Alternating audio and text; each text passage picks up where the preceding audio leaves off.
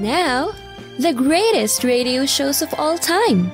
Suspense. The Shadow Node. Washington calling David Harding, counter-spy. Classic radio theater. The Great Gildersleeve. Fibber McGee and Molly. Dragnet. Gunsmoke. The Lone Ranger. Now, step back into our time machine with your host, Wyatt Cox. Good evening, friends of the Inner Sanctum. A Saturday full of laughs here on the podcast with Amos and Andy, Lucille Ball and Richard Denning, and what you'll hear a lot of similarities in this to I Love Lucy, my favorite husband. Harold Peary is the Great Gildersleeve, and Jack Benny and Love and Abner. That's all straight ahead on this Saturday, 9th day of December, 343rd day of the year, 22 days left until we get to the end of 2024. Until we get to the beginning of 2024. New York City's first daily newspaper, established by Noah Webster on this date in 1793. It was the American Minerva. Yeah, I don't know either. The Republic of Texas captured San Antonio on this date in 1835. 1851, the first YMCA in North America established. No, not there. Montreal, Quebec, Canada. In Louisiana on this date in 1872, PBS Pinchback became the first serving African-American governor of a U.S. state. The Massachusetts Rifle Association, America's oldest gun club, founded in 1875. Statistician Herman Hollerith installed his computing device at the War Department on this date in 1888. Walter Liggett, American newspaper editor and muckraker, was killed in a gangland murder on this date in 1935. In 1941, the Republic of China, Cuba, Guatemala, the Provisional Government of the Republic of Korea, and the Philippine Commonwealth declared war on Germany and Japan. That motivated the president to say, "So we are going to win the war, and we are going to win the peace that follows." And while the peace was short-lived, there was peace after the conclusion of World War II. Also on this date, the 19th Bombardment Group attacked Japanese ships off the coast of Vigan, Luzon, the Philippines. In 1946, the subsequent Nuremberg trials began with the doctors' trial, prosecuting doctors alleged to have been involved in human experimentation in those concentration camps in Germany. 1950, Harry Gold sentenced to 30 years in jail for helping Klaus Fuchs pass information about the Manhattan Project to the Soviet Union. His testimony later instrumental in the prosecution of Julius and Ethel Rosenberg. In 1953, General Electric announced all communist employees would be discharged from the company. John Birch Society, founded in the U.S. on this date in 1958. 1961, the trial of Nazi Adolf Eichmann in Israel ended with him being found guilty of 15 criminal charges, including charges of crimes against humanity, crimes against the Jewish people, and membership of an outlawed organization. In 1962, the Petrified Forest National Park established in Arizona. 1965, the Kecksburg UFO incident. Let's try that again. The Kecksburg UFO incident. A firebird. Boy, this just didn't going well, is it? See, and I told some people who were saying, well, I don't know that, we can add to your dignified podcast by doing production. I said, you dignified podcast? Get real. In 1965, a fireball seen from Michigan to Pennsylvania. Witnesses reported something crashing in the woods near Pittsburgh. And in 2005, NASA admitted it examined such an object. It was the Kecksburg UFO incident. There. The words come out of my mouth finally. In 1979, the eradication of the smallpox virus is certified. I can't say smallpox even. It's a smallpox, the first and to date only human disease driven to extinction. That was back in 1979. 1990, Lech Waleska became the first directly elected president of Poland. And it was in 2008, the governor of Illinois, Rod Blagojevich, arrested by federal officials for crimes including attempting to sell the U.S. Senate seat being vacated by President-elect Barack Obama. Now, it was in 2021, 55 people killed, more than 100 injured, when a truck with 160 migrants from Central America overturned in Chiapas, Mexico. Passing away on this date in history, baseball executive Branch Rickey, gossip columnist Luella Parsons, Archbishop Fulton J. Sheen. His television program Life is Worth Living, believe it or not, a very large part of early television. Stage film TV actor Vincent Gardenia, Douglas Wrong Way Corrigan, boxer Archie Moore, Illinois Senator Paul Simon, singer Georgia Gibbs, actor Gene Barry, singer Jenny Rivera, and Miss America 1959 Mary Ann Mobley. Hi, this is Jeff Foxworthy. It is now time for the birthday announcements. The following people are now officially older than dirt. Those of note who are no longer with us: English actress Hermione Gingold, the amazing circus clown, the sad-faced clown Emmett Kelly, actress Margaret Hamilton, who was one of the Wicked Witches in The Wizard of Oz, but we remember her most for her time on the CBS comedy The Couple Next Door with Peg Lynch and Alan Bunce. Writer Dalton Trumbo, Douglas Fairbanks Jr., Broderick Crawford, Kirk Douglas, Red Fox, Dina Merrill, Dick Van Patten, John Cassavetes, Buck Henry, Morton Downey Jr., country singer David Houston, also football players Deacon Jones and Dick Butkus. Butkus just passing away earlier this year at the age of 80. Now, still with us, country's Billy Ed Wheeler, 91 years old. Judi Dench is 89 years old today. I should say Dame Judith Dench. Yes. Actor Beau Bridges is 82. Judi Dench is 89, in case I didn't say that. Worf in Star Trek, Michael Dorn, 71. Being John Malkovich, 70 years old. The country singer Sylvia, who sang a wonderful song that I used on my radio stations for years, Nobody. Your Nobody call today? Yes. Sylvia, 67 today. Singer-actor Donny Osmond, who has a wonderful sense of humor.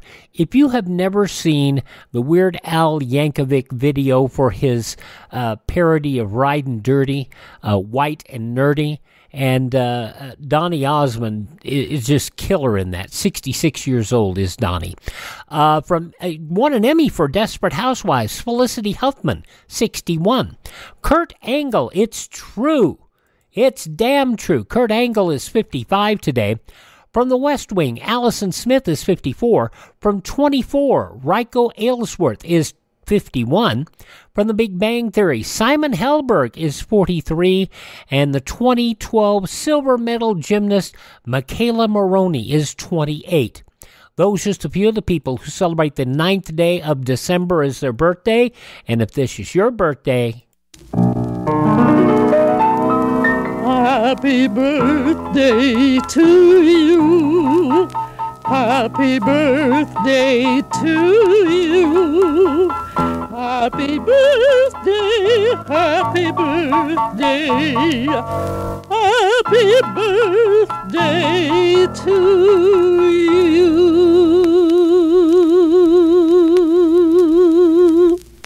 Now we'll get started with this hour of comedy with an episode of Freeman Gosden and Charles Correll starring as Amos and Andy. And by the way, you're going to hear a lot of African-American actresses and actors in this episode. 72 years ago, December 9th, 1951, mostly actresses. And we'll tell you about that when Classic Radio Theater with Wyatt Cox continues in a moment. But first, it started with the original care package, helping survivors in the aftermath of World War II. And for almost 80 years, CARE has been delivering hope around the world in the form of supplies to those in crisis, combating climate change, and generating solutions to the world's biggest problems. Our story for a better world is only starting. Join us to secure a better future for her. care.org. Yep, I could run an old care package PSA, but I think it's important that we remember about care today and that they are still out there and they could sure use your help. Now, Classic Radio Theater with Wyatt Cox. We are having an episode of Amos and Andy. And I mentioned that the big uproars always over the years, that Freeman Gosden and Charles Correll played what were basically African-American characters. What you got to realize is that there are so many people in this particular episode of the program because they're bringing out all of Andy's old girlfriends. You have Madeline Lee, you have Ruby Dandridge, you also have Lillian Randolph, and Millie Bruce, and let's see, who else is in here that's... well, you've got Corny Anderson and Horace Stewart. You've got all these wonderful African-American actors that, quite frankly, wouldn't be around or at least have such a prominent picture in a top-rated radio show if Freeman Gosden and Charles Correll didn't do Amos and Andy.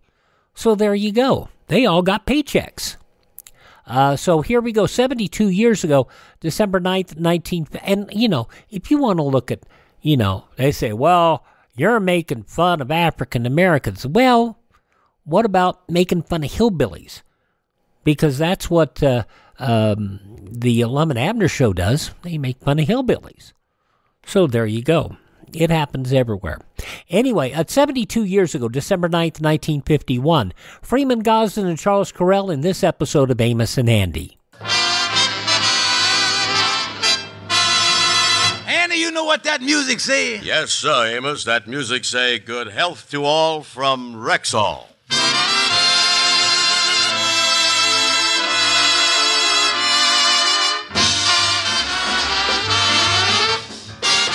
The Amos and Andy Show, written by Joe Conley and Bob Mosier, featuring Johnny Lee, Millie Bruce, Corny Anderson, Horace Stewart, Madeline Lee, Ruby Dandridge, Lillian Randolph, Jeff Alexander's music, yours truly, Harlow Wilcox, and starring radio's all-time favorites, Freeman Gosden and Charles Correll.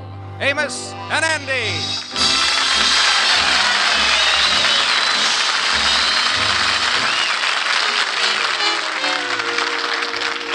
How do you do, ladies and gentlemen? My name is Freeman Gosden.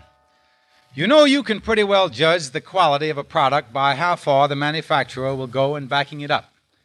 That's why I like to keep reminding you listeners that Rexall drug products are sold under a money-back guarantee. Yes, ladies and gentlemen, every Rexall drug product must give you the satisfaction you want, or you can return it to your Rexall druggist and get your money back.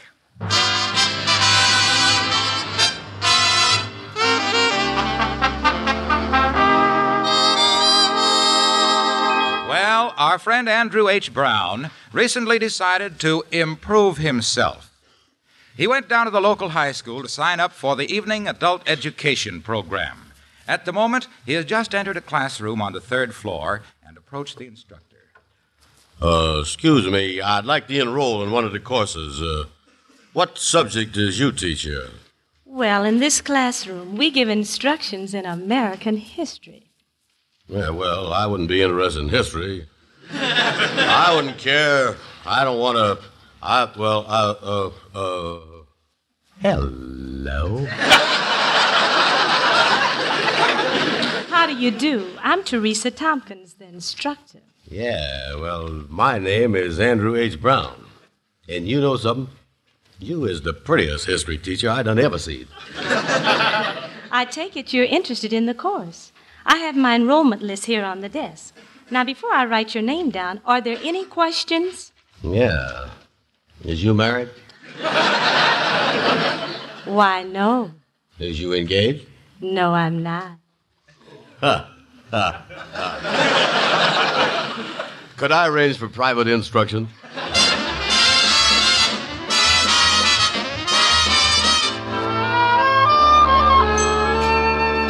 Well, come on in the office, you Andy.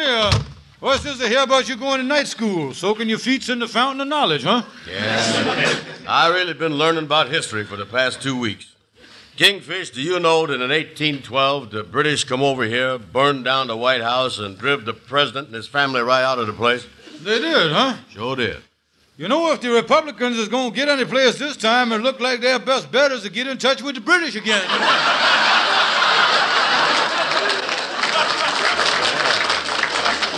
But, Kingfish, the best part about that night school is the teacher. Got yourself crushed up on her, huh, boy? I'll say.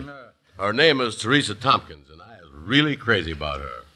Confidential, I ain't told this to nobody else, but I'm planning on popping the question to Theresa tonight. Oh, you really in a nuptialating frame of mind, huh? Yes, sir. The only trouble is, after I pop the question to her, I gotta pop it to her papa. Is the old man strict, huh? Yeah, she is his only child, and he is mighty particular. He calls her his sweet little Rose. Yeah, well, looking at you there, son, I can see why he wouldn't want his Rose mixed up with no big fat Aphis like you. Yeah, well, I hope the papa don't throw me out the house. Theresa gonna try to soften him up before I gets there. Yeah, that's a good idea. Yeah, have her soften him up first. Oh, yeah. You know, Andy, I'll never forget the night 22 years ago when I had a little heart-to-heart talk with Sapphire's papa. Yeah, I was going with her, but I didn't have much thought of marrying her. And then one night I found myself on my knees in front of her papa pleading with him to let me marry her. Well, why was you down on your knees in front of her papa? I couldn't help it, Sapphire. I had a half Nelson on me. Oh, yeah.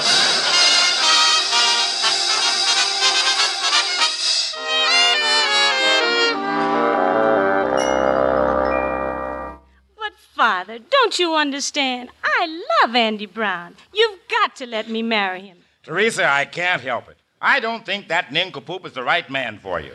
Why, he's nothing but an overstuffed loafer. I admit he's a little fat and doesn't have a job right now, but I have never met such a completely stupid, irresponsible boob of a man in my life.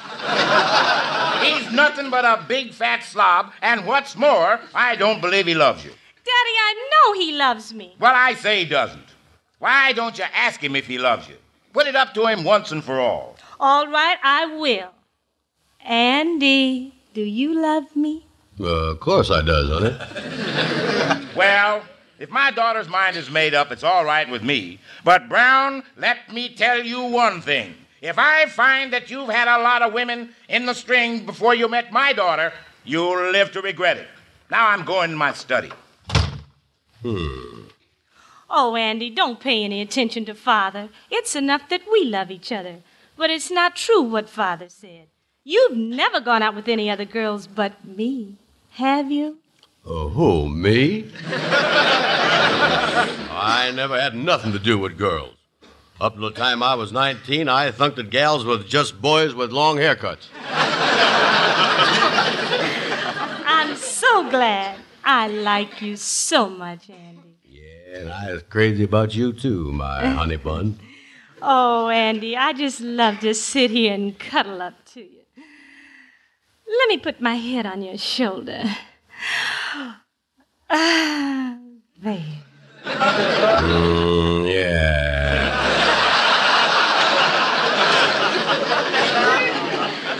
Now let me give you a great big squeeze. Oh-wee!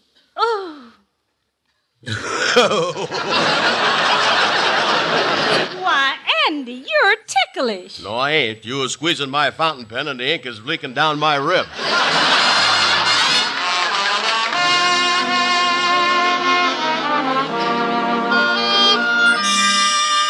Oh, it's you. Come on in, Andy. Come on in. How's the boy? Kingfish, me and Teresa's engaged. Her papa done snared his permission at me. The wedding is set for a week from today. Yeah, well, you're really happy, boy, and you're lucky getting a cute little gal like Theresa. Yeah. But in marriage, sometimes it ain't too long before the sweet little cucumber turns out to be a sour pickle. Of course, it was different in my case. Sapphire was pretty well vinegared up by the time I got a hold of her. Say, what has you got there, son? Oh, this. I got the wedding invitations to send out to my friends. Look at there. Mr. Arthur J. Thompkins announces the marriage of his daughter Theresa to Andrew H. Brown, Esquire. Yeah, got a stack of them there. Well, tell me something there, son. Is Theresa, Papa, got any inkling about all the gals you done been out with in the past? No, he ain't got an inkle.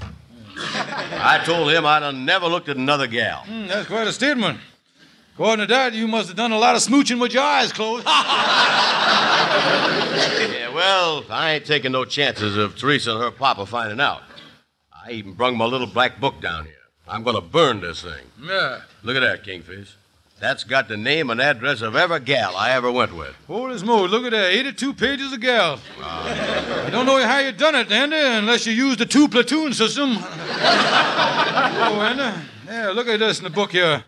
Here's one of your old flames, Miss Blue. Yeah, buzz me, Miss Blue. Yeah, you two was a powerful item there, all right. Boy, there's one gal that'd like to get her claws on you again.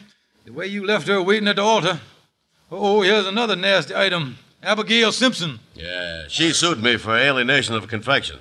She swore she'd make trouble for me someday. Yeah, I'd say that most of the gals in this book has got it in for you, Andy. If any of them ever run into Theresa or Papa, it'd be curtains for you, boy. Yeah, well, I'm going to burn this black book, and then I'm going to get these invitations mailed out. You see, I got the names and addresses of all the Lodge brothers and my friends in my address book here. This little red book, see? Yeah, well, say, why don't you send the invitation and the address book down to the public stenographer on the corner? She'll mail the thing out for you. Say, Lightnin's out getting coffee. You can have him do it when he gets back. Yeah, that's right. And I can have him burn this little black book at the same time. Yeah, well, Andy, at last you're going to sniff the orange blossoms, huh? I tell you, Andy, marriage is a great thing. Instituted for the happiness of mankind, designed for the mutual understanding, where two people can live together in harmony and bliss. And I tell you, Andy, someday they're going to figure out a way to make that thing work, you know that?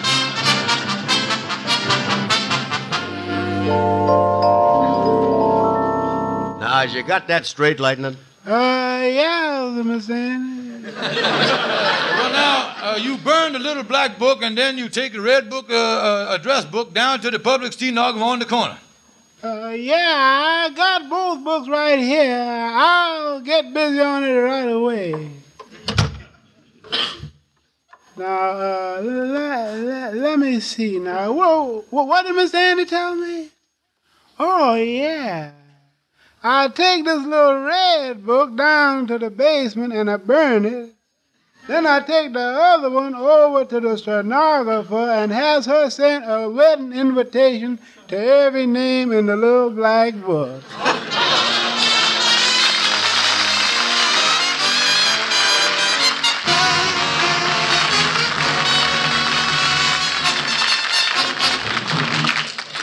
Good evening. This is your Rexall family druggist speaking to you for the 10,000 independent druggists who have made the word Rexall part of our own store names. We've done that because we recommend and sell the 2,000 or more drug products made by the Rexall Drug Company. Rexall Plenamins are a good example.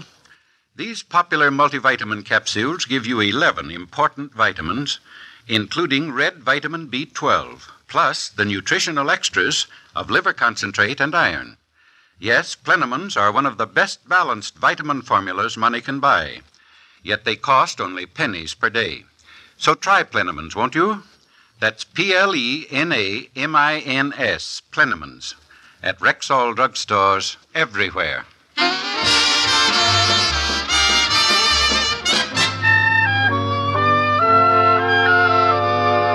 Well, come on in the office, Andy. Only 2 more days till your wedding, huh? Yeah, Lightnin say he got all invitations mailed out. All the peoples must have got them by now. Yeah, say, Andy, hey, look at there on my desk. One of the brothers done left a book on it. One of them little black books. Oh, yeah. I think that hey, Kingfish. All of a sudden, I feels the way I did back home when I turned the sheets down on my bed and found that rattlesnake curled up on my hot water bottle. Oh, wait a minute. Now, this is just a coincidence. Don't touch the book now. Wait a minute. There's a million little black books. Don't get nervous. Don't grab it there now. Don't even touch it. I'll settle the whole thing. This just happens to look like the one that Lightnin burnt. Let me buzz him on the intercom here and put your mind at ease. Yeah, buzz something around here. Yeah, Mr. Kingfish? Lightnin, you burnt the book that Andy told you about, didn't you? That's right. Then you took the other book down to the public stenographer and she mailed the invitations out? That's right. And then I put the book that the stenographer used back on your desk. Yeah, thank you. See there, Andy? Lightnin say he burnt the black book and he put the red book here on the desk. Yeah, this book laying here is the red book, huh? That's right. That is the blackest red book I done ever seen. Yeah. Kingfish, Lightnin mixed the books up. They done sent a wedding invitation to every one of my old gal friends. Boy, they'll be swarming all over me. Oh, me. Wait till Theresa and her papa find out about this. Now, wait a minute, Andy, wait a minute. Now, maybe none of them will show up. Oh, me, Kingfish. I wish I'd have got in bed with that rattlesnake. No, wait a minute.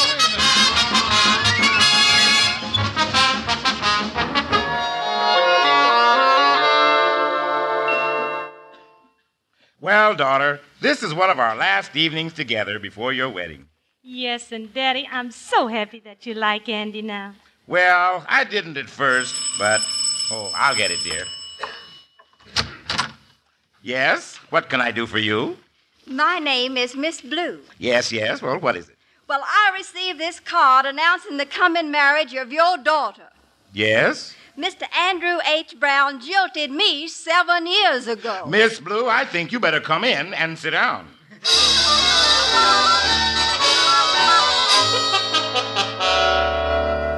Miss Blue, this story you've told me is shocking.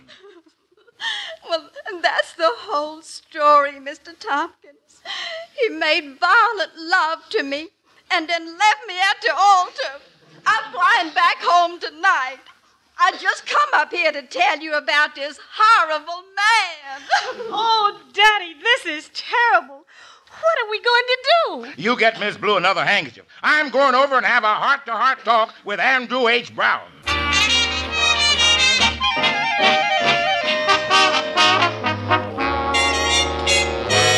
Now listen, Andy, stop pacing up and down the floor here. You're wearing out the carpet, boy. Oh, Kingfish, I'm half out of my mind. Suppose these old gal friends of mine gets the idea coming up here. Suppose that... Hey, Kingfish, I think somebody's at the door. Yeah, that certainly is a nasty knock, all right. Must be the landlord. Yeah, that's a dispossessed knock if I ever heard one. Yeah, better let him in, Andy. Okay. Brown, I want to talk to you. Oh, how is you, Papa dear? Don't you Papa dear me. I just had a visit from a Miss Blue. Well, Miss Blue.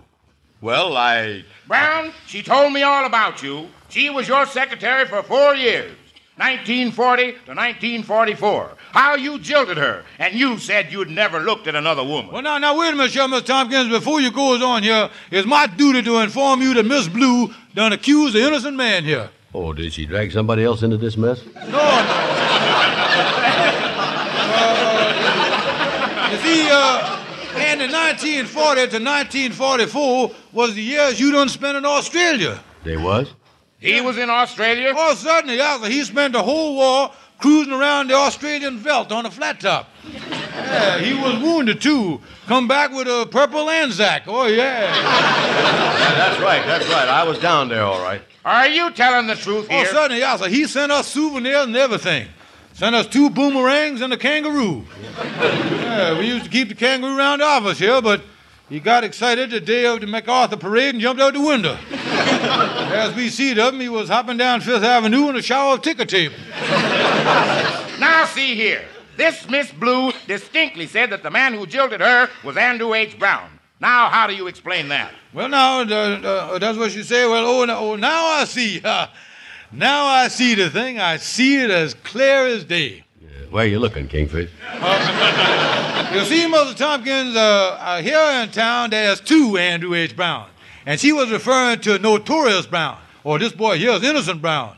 She done mistakenly identified the wrong boy. Ha, ha, ha. Yeah. Ha, ha, ha. Yeah, the whole thing is just a mistake. That's what it is. Well, if Brown was in Australia with the armed forces, I guess it must have been this other fellow. Oh, yes, sir. It's a common name. Yeah. I'm sorry I acted so hastily. Yeah, well, you ain't got to apologize, Mr. Tompkins. Well, I better get back and explain this to Theresa. She's terribly upset. Yeah, well, so long, Papa-in-law, dear, and happy Anzac to you. Yeah.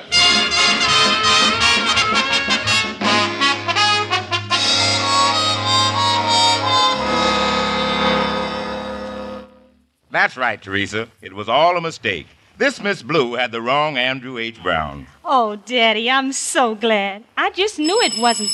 Oh, I'll get it. Yes, something I can do for you? Are you Mr. Thompkins? Yes. Well, my name is Abigail Simpson. I come up from Alabama to talk to you about Andrew H. Brown. Why, what that man done to me. I tell you, he broke my heart. Why, Hey, just a minute. What does this Andrew Brown look like? He's a big, fat loafer that smokes a cigar and wears a derby. Miss Simpson, I think you better come in and sit down.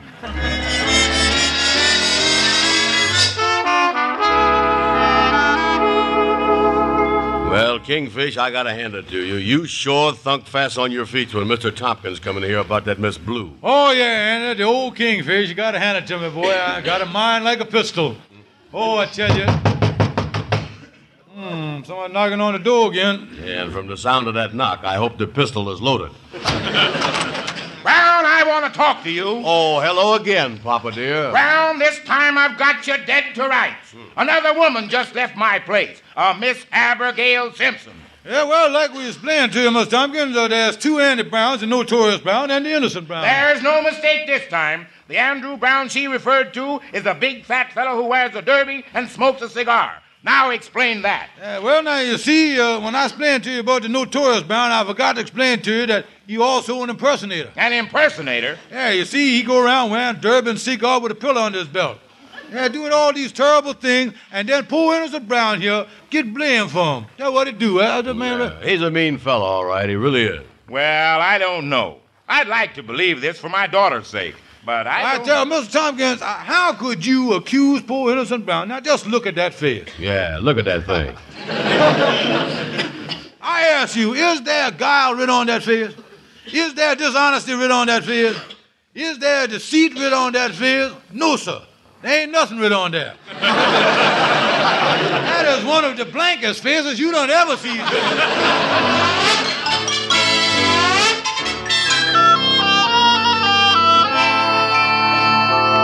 Oh, me. Amos, what a day this has been. I was almost too nervous to go home. Andy, from what you've been telling me, the worst is over, though, boy. You and the Kingfish done got Mr. Tompkins calmed down. Now, take it easy, Andy, and go on and get some supper. The wedding is tomorrow. Everything's fine. Come on, Andy, I'll go with you. Yeah, all right. Hey, wait a minute, Amos. Look out the window there. Look on the front steps of the lodge hall there. Yeah, there appears to be a woman. Look at that hat and that feather bow. That's a strange-looking human being, ain't it? Yeah, it is. Look at there. She just stepped into the light. Holy mackerel, Amos. The worst ain't over. That ain't no human being. That is Madam Queen. No!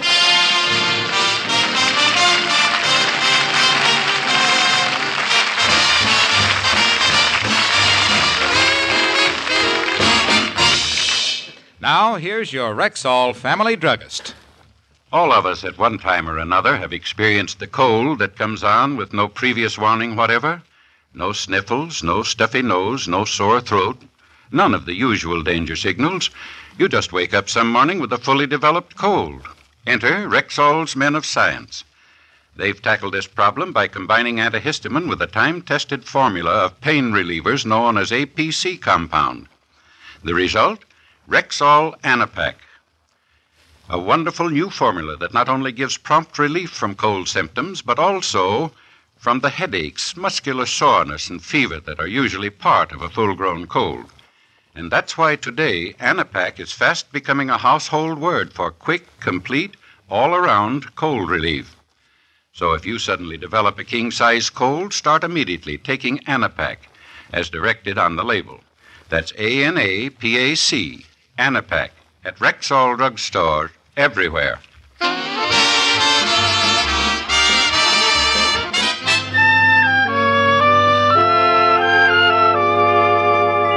Yeah, that's the whole story, Calhoun. The boy is in a mess. Yeah, if Madam Queen go to Mr. Tompkins, we is ruined. Yeah, this is a mess. Because you has got a factor in this situation named Madam Queen. Yeah. And that is the nastiest big factor you could ever run into. Now look here. Look how is the boy, though, going to keep Madam Queen from talking to Theresa and her papa? Now, look, the thing to do is be firm with her.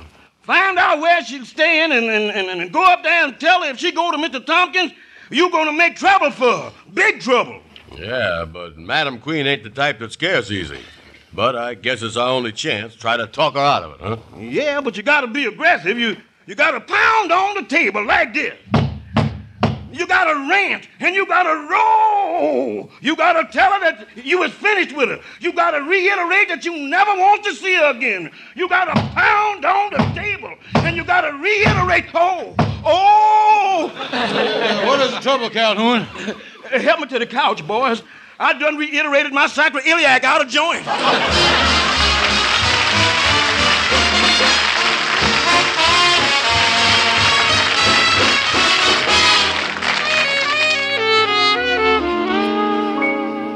Well, Andy, this is where Madam Queen is staying at Lennox Gardens. Oh, me, Kingfish, I was nervous. Madam Queen, you know, really had a grip on me once. Yeah, you got to be firm now. Here's the room, Andy. 312, I'll knock. Oh, me. Been 10 years or more since I seen her. Maybe she won't even recognize me. Now, listen, Andy, she probably been sitting out there in Chicago all these years with her heart just being eaten away for you. Yes, what is it? What do you want? Holy mackerel, whatever been eating at her heart must have been nibbling at her face, too. Wait a minute. Who is this here? Let me look through my lognetti. Why, it's Andy Brown. Why, you no good two-time chiseling loaf of a man. Now, look here, Andy. She do remember you, boy. And who is this with you? Why, it's George Stevens' old knucklehead. She remembers you, too, Kingfish. Well, so much for the sweet nostalgia of the occasion. Madam Queen, me and the boy here has come up to talk with you. Well, come on in the apartment. Go ahead, Madam Queen. We'll waddle in after you. Well, what did you two want to see me about? Now, see here, Madam Queen, I'm going to be firm with you. If you come up here to break up this boy's wedding, you ain't got no hold on him. No hold on him? Do you realize that 10 years ago this nincompoop done proposed to me? He done jilted me, he lied to me, he cheated and he swindled me. See here, Madam Queen, I just wants to say... What does you want to say, knucklehead? Well, I just want to say that I don't think he should have done it. That's what I want. Listen, Madam Queen, please don't go to Mr. Thompkins. After all, let bygones be bygones. We don't like each other no more. Don't like you? I despise you. You never was no good. I never will forget the time you broke your leg and I put you in the hospital and hired 2 trained nurses. The next thing I knew, you was two-timing me on both shifts. I remember when I was in the hospital there. Yeah, you used to bring me hot soup. Yeah, like a fool, I used to sit there and feed it to you out of a spoon. Yeah. And you used to call me your big teddy bear. You used to call me your itty-bitty gumdrop. I sure made a fool out of myself over you. You made a fool of yourself, huh? Well, I wasn't the only one you made goo-goo eyes at. I never could trust you. Yeah, that's what Andy told me. What is you talking about? Well, look at the time that you and me went to my poor old Uncle William's funeral. Mm-hmm. While I was standing there weeping in the grave, you was behind a hearse holding hands with one of the pallbearers. I forgot about that. You sure was jealous, wasn't you? Yeah, well, I had a right to be. You done hurt me. You used to be so cute when you pouted, and I used to chuckle you under the chin. Yeah. And then I'd break down and chuckle you under one of your chins.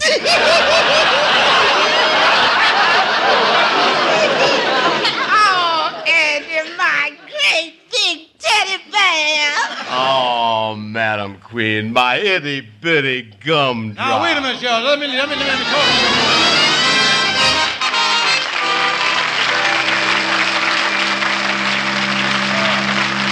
Come in, Amos. Come on in here. Well, thank you, Andy. I just dropped over to see how everything turned out about your wedding, boy. Oh, boy, everything turned out fine, Amos. Oh, good, Andy. Congratulations. You got rid of Madam Queen, and you're going ahead with your marriage to Theresa. No, Amos, I got rid of Theresa, and next Sunday I'm marrying Madam Queen.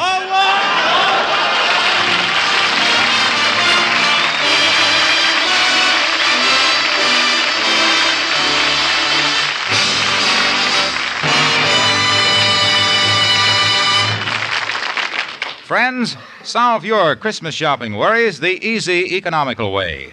Check Rexall's full-page Christmas ad in current issues of Collier's, Look, Saturday Evening Post, and Country Gentleman.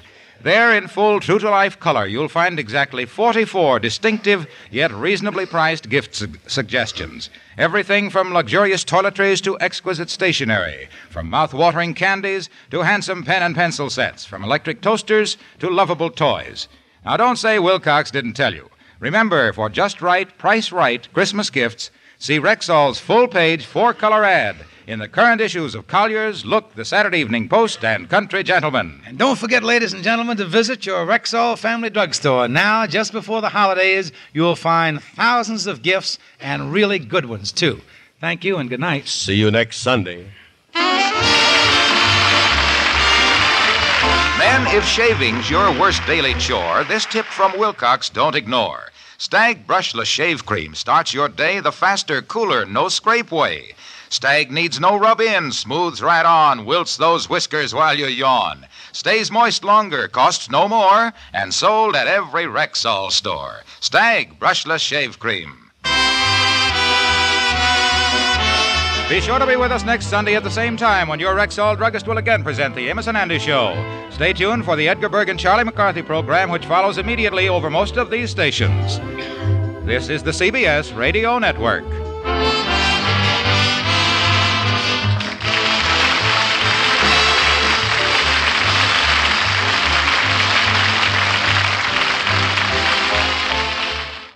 Oh, my, he never learns, does he? 72 years ago, December 9th, 1951, Amos and Andy here on Classic Radio Theater with Wyatt Cox. I figured out what it is, why I'm having trouble today. I usually have here in the studio with me a little essential oil diffuser. Puts a little mist into the air, and usually I put in sweet orange because of the energy properties. Well, I'm out of sweet orange, and we have a major snowstorm, so I can't get to the store that I get that from. So, well, it's okay. So I'll put in peppermint. Well, my body and my head is not working well with the peppermint today. Probably take a day or two for me to get it used to peppermint instead of the sweet orange. I will tell you, I do enjoy the essential oils because it's a lot easier than spending the dollar for the $2 or $5, whatever it is now, to get the stuff to spray in the air to make things smell better. Anyway, I digress. But then, why should I not digress? This has been a major train wreck, this podcast. We'll get on to another train wreck, Lucille Ball, Richard Denning, my favorite husband from 73 years ago. That'll be next. And boy, wait till you hear this train wreck. Cashing a check was never a bigger problem. You'll hear that next year on Classic Radio Theater with Wyatt Cox. But first,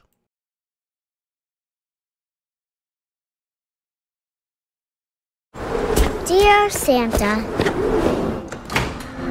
I hope you are having a good day in the North Pole. Is it cold all the time there? Is that why your cheeks are so rosy? I bet all of your reindeer are very excited. All right, guys. Is your beard long? My dad's is scratchy. My mom says I'm a good helper. But you didn't come last year. Was my chimney broken? Or did you forget? I do that sometimes.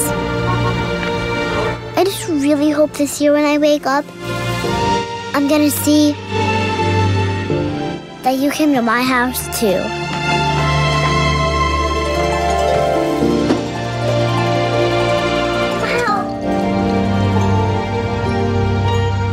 Donate to Toys for Tots and help the Marines deliver hope to a child in need. And check in your local community, because I know your community has a program that will be just as beneficial as Toys for Tots. Because Christmas is for the children. It really is. Tomorrow, it will be a Sunday of crime with Brian Donlevy and Dangerous Assignment, an episode of Mr. District Attorney, Bob Bailey and Let George Do It. We'll hear from the Counter Spies, and an episode of the Front Page Drama. And that will be all tomorrow on our Sunday Classic Radio Theater with Wyatt Cox. But right now, we will hear from Lucille Ball, Richard Denning. And why do I say this was the prequel to I Love Lucy? Because just about the entire creative staff of the show from My Favorite Husband were with Lucille Ball through virtually all of her TV shows, through I Love Lucy and through The Lucy Show and Here's Lucy. And quite frankly, they led to a lot of her success because they learned how to write for Lucy, and that's how they made her the big star that she became. My Favorite Husband, Lucille Ball, Richard Denning, from 73 years ago, December 9th, 1950. And you'll hear a couple of familiar voices in this. I know you will. Can you pick out who I'm thinking about? Let's listen. It's time for My Favorite Husband, starring Lucille Ball. Hello, everybody.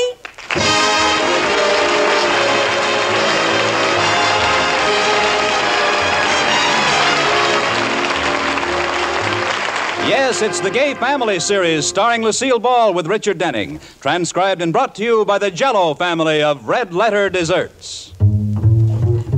Oh, the big red letters stand for the Jell-O family. Oh, the big red letters stand for the Jell-O family. That's Jell-O, yum, yum, yum. Jell-O puddings, yum, yum, yum. Jell-O tapioca puddings, yes, sirree.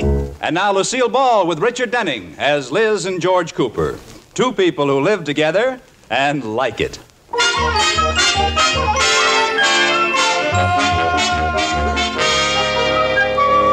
As we look in on the Coopers this morning, they're at breakfast. And from the way Liz is looking at George, she is either madly in love or has some ulterior motive in mind. George. You look so pretty in that blue shirt. Now stop the flattery, because you're not getting that new dress that's advertised in the paper. Oh, did you see the ad? Yes. Someone had cleverly pasted it on the bathroom mirror. Oh, those stores will do anything to sell merchandise. They're shameless. Yeah, well, George, now that fate has stepped in and brought the dress to your attention, may I buy it to wear to the club dance Saturday? It's only $89.50. Please, Liz, not while I'm drinking coffee. $89.50 for one dress? Well, maybe I could do without the stole. Then it would only be $69.50. $20 for that roller towel with fringe? It happens to be crocheted with gold tassels on it. It's a steal. I thought it was a stole. Oh, never mind. Do I get it? I'll give you 3 to answer yes. 1, 2, 3. 4, 5, 6? 7, 8. Save your breath, Liz. Oh, I'm going to get that dress, George Cooper, by hook or crook. Well, it'll have to be by crook. You're not going to hook me for it. Okay, you're forcing me into a life of crime. I'm going upstairs and get my burglar's mask and a bobby. Jimmy. You burgle your way and I'll burgle mine. Goodbye. See you in jail.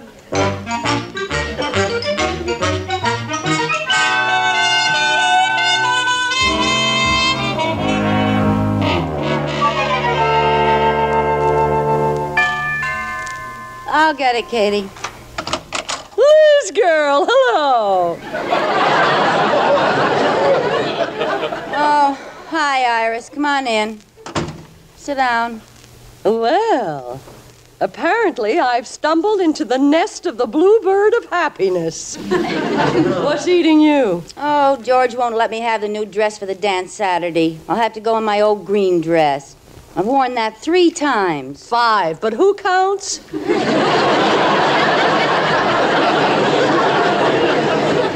Go on, make jokes. Look, You come along with me, Liz, and you'll forget all about your troubles. Where are you going? To a radio broadcast. Everybody wins with Happy Hal Brubaker. Oh, that sounds ginger peachy. Come on, maybe you'll win enough money to buy a new dress. Well, who knows? Maybe you'll even be chosen Queen for the Morning. Queen for the Morning? Uh-huh. It's only a local show. They can't afford to make you queen for the whole day.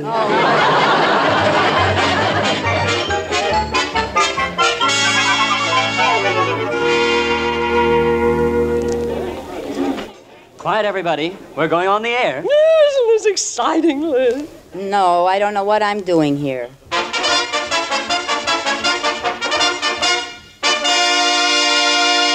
Once again, it's time for Everybody Wins. And here's your MC, Happy Hal Brubaker. Hello! Welcome to Everybody Wins. We're going to have a lot of fun and give away some wonderful prizes. In fact, we have twice as many prizes as usual today because on last week's Everybody Wins, nobody won.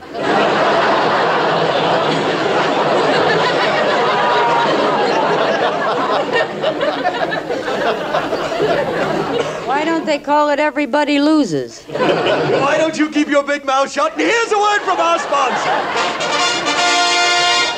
Grandma Grimes dares them all. Yes, Grandma Grimes, our sponsor, dares you to make this experiment. Take a mouthful of Grandma Grimes cold cream. And now close your mouth and exhale it slowly through your nose. And now try the same test with your own brand of cold cream. If you notice a difference, write and tell us, as we've never found anyone who can do this test. And now for the goody part of our show. Our first contestant today is going to be the redhead in the audience with the reddest hair. And here's our winner in the first row. Me? You! Well, but maybe someone has redder hair than mine. Oh, come now. Are you kidding, sister?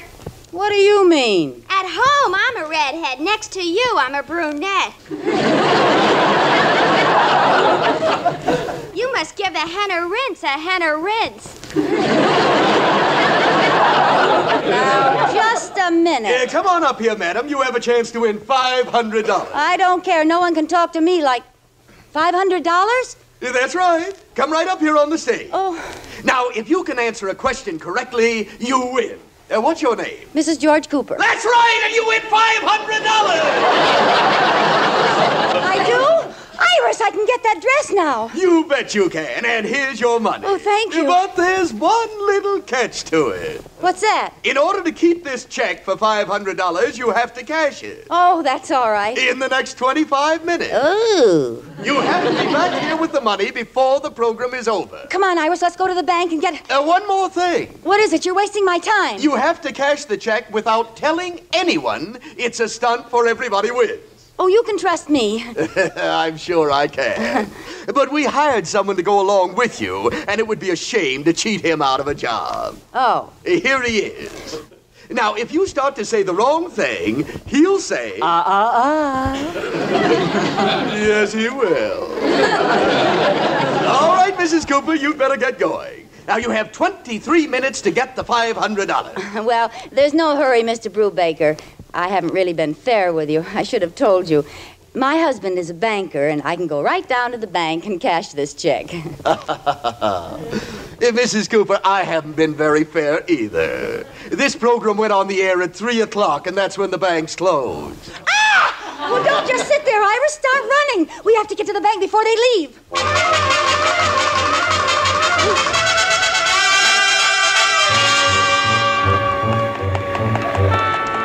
They haven't gone. So do I. Oh, good. There's a guard inside the door, see? I've never seen that one before. No. Open the door, please. He's shaking his head and pointing to the clock. I know what time it is. Open the door. Open this door. But listen, he's trying to say something. You officers in the status bar on the Dallas breakfast order orders? What? Officers in the status bar on the breakfast breakfast.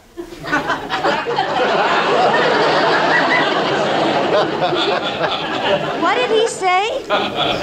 Either I'm not a good lip reader or he's using some pretty strong language. Oh, I see George in there. You, George! George, we've got to get in. We've got a check. Oh, I forgot about our watchdog. Oh, George sees you. Here he comes. Hey, what's going on here? Liz, Iris. George, dear, would you cash a check for me? Well, if I have it on me, how much do you want? 5, 10? $500. Well, I don't know if... $500? Yes, and hurry, please. $500? Oh, now, where would you get... Liz, you weren't serious about that burglary business this morning. This isn't forged, is it? Look, George, I have to get back in 25 minutes. Oh, sorry. What's this? Oh, George, meet Mr. Mr. This is my husband, George.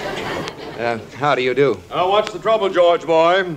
Well, Liz, Lotus Bud. Oh, Rudolph, thank goodness you're here. Would you please cash this check for Liz? Why, I'd be glad to. Oh, Rudolph, you're a lamb. You're just a lamb. You bring it in as soon as the bank opens in the morning. You old goat.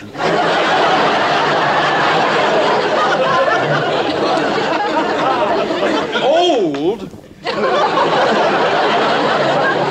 Look, both of you, this is terribly important. And why, pray? Well, you see, Iris and I went down to the... Oh, I'm sorry. What's this all about, Liz? If I can just cash this check in the next... Oh, I'm sorry. Oh, Liz, we've spent 10 minutes already. Mr. Atterbury, cash this check for me, please. Sorry, Liz. Give me one good reason why. I'll tell you exactly why I can't cash this check. You see, Oh, I'm sorry.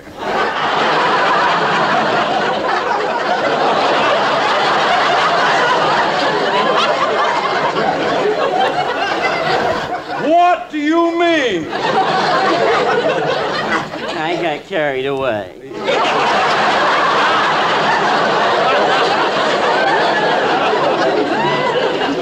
There's a state law that banks close at 3 o'clock. Even if I wanted to cash the check, I couldn't. Iris, look, right over there on that table. Money. Stacks and stacks of beautiful green money. I see it. I'm going to take one of those $500 bills. Oh, no, you're not. Oh, yes, I am. All right, everybody. This is a stick-up. Raise your hands and line up against the wall. Liz. I'll shoot the first one that tries to stop me. Liz. Put your hands up. All right. Now may I finish? Yes. You haven't got a gun. Oh, I thought it was too easy. We're wasting time, Liz. How much time have we got left? 12 minutes. Come on, there's plenty of places to cash checks besides banks. Okay, let's go. Thanks a lot, you big misers.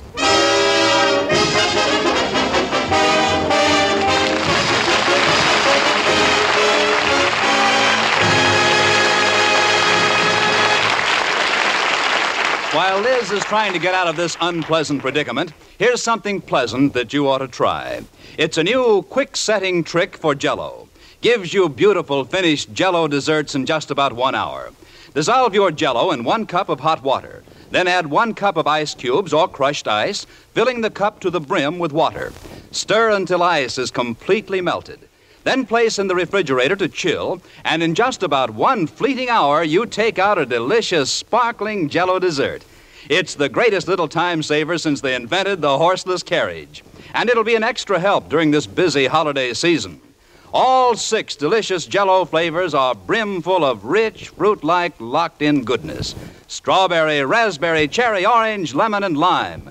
And all 6 shimmering Jell-O colors fit the holiday mood like the trimmings on a Christmas tree. So look for those big red letters on the box. They spell Jell-O, a registered trademark of General Foods that stands for Red Letter Desserts. J-E-L-L-O. And now back to Lucille Ball in My Favorite Husband.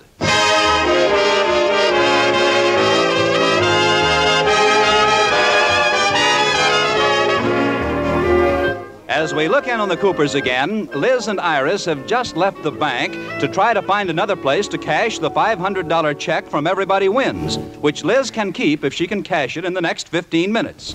George and Mr. Atterbury prepare to return to their work.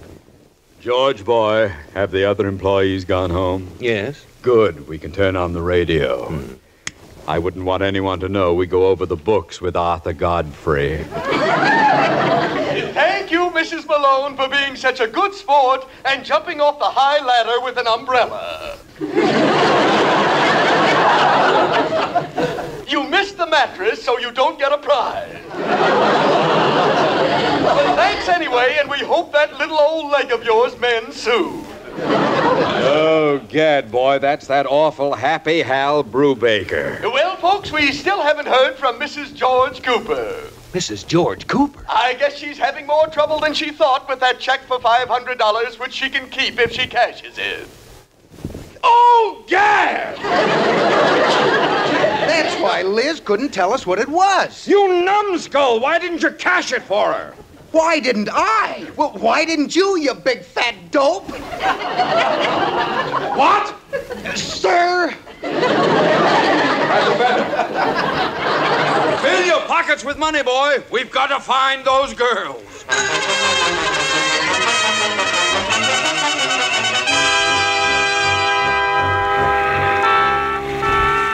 Where'll we go, Iris? Where'll we go? There, right down the street. See that sign? Where? Do you need money? Oh, yes. That's the first time I ever saw in neon. Let's go in. I'll borrow $500 and cash your check for you. Okay. Good afternoon. Do you need money? Yes. I'd like to borrow $500, please. Of course. Just put your signature here. Oh, there. Fine. And now we count out 1, 2, 3, 4, 5 $100 bills. Is that all? That's all. My goodness. I certainly was mistaken about places like this. Of course you were. Now I deduct the interest and the carrying charges, and here's your money. $14.32. What? And you pay us back at the rate of $50 a week for 36 weeks. $14? She has to give me $500. Oh, why didn't you say so? If you want $500, you have to borrow $13,000. Skip it. We don't need money that bad. Come on, Iris.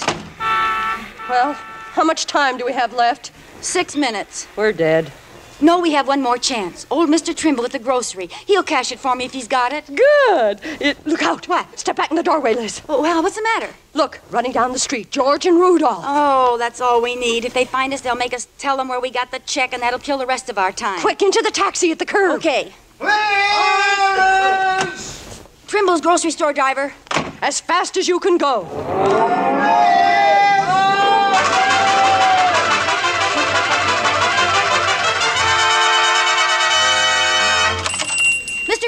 Mr. Trimble, you've got to help me. Mrs. Cooper and Mrs. Atterbury. Oh, how nice to see you. Hi. Mr. Trimble, will you cash a check for me? Why, sure. Oh, say, Mrs. Cooper, I'm glad you dropped in. Thank you. You know that eggplant I sold you last week? Yes. How did that cook up? Oh, fine. Now, here's the check. You know, I was worried about that.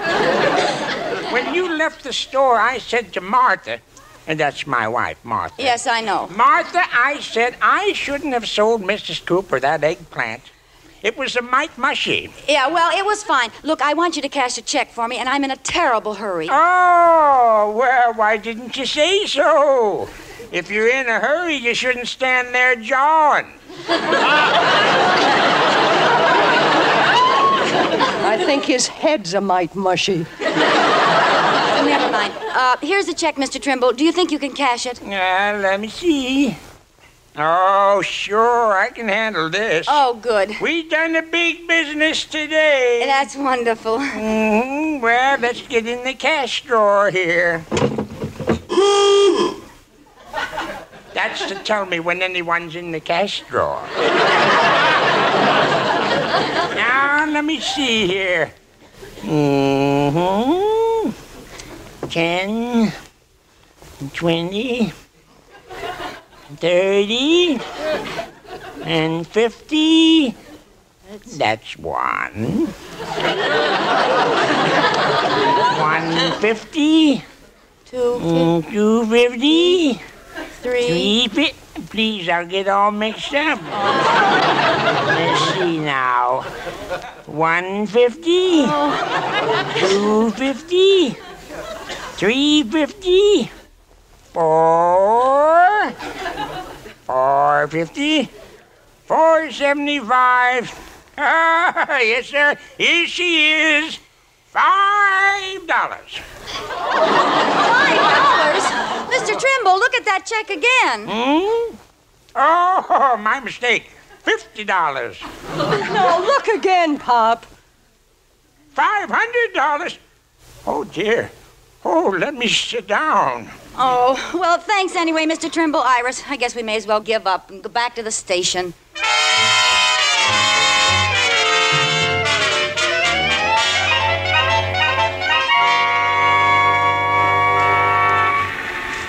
Well, we lost them, Mr. Atterbury. They got into that cab all right. Oh, those idiots. Oh, what'll we do now? What time is it? 27 minutes past 3. We still have 3 minutes. Let's go down to the radio station and see if they're there.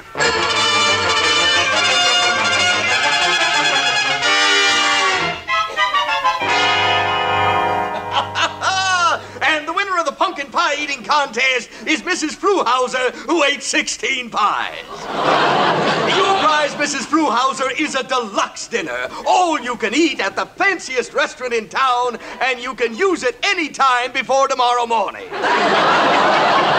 Oh, ladies and gentlemen, here comes Mrs. Cooper. Let's see if she cashed that check and gets to keep the $500. How about a hand for her? Well, Mrs. Cooper, how'd you make out? I didn't. I still have the check. Oh, that's a shame. Well, you have 2 whole minutes left. Whoopee.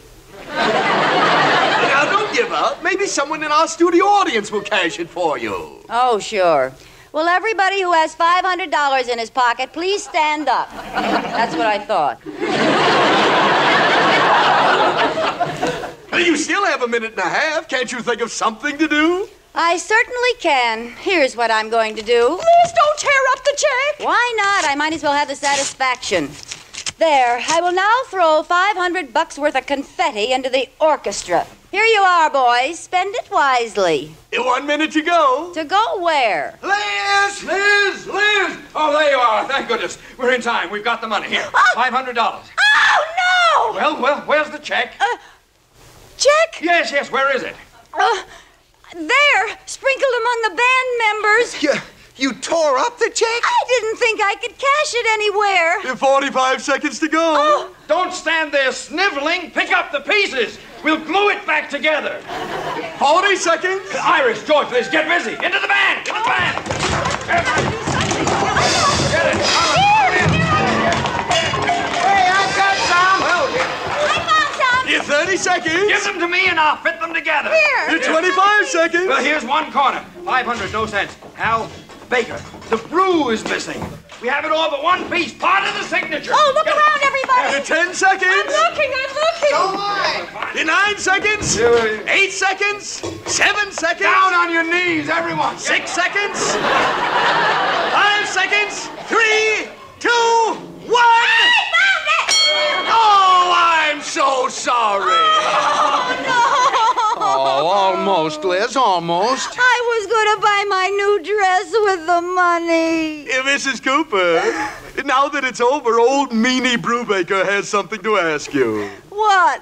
Why didn't you ask the man who went along with you if he could cash the check?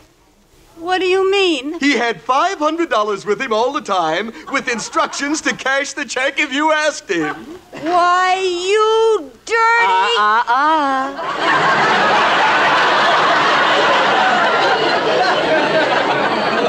Oh, that's the dirtiest trick I ever heard of. Oh, I'm a meanie. I'm sorry I don't have anything for you. Well, I have something for you. Take this.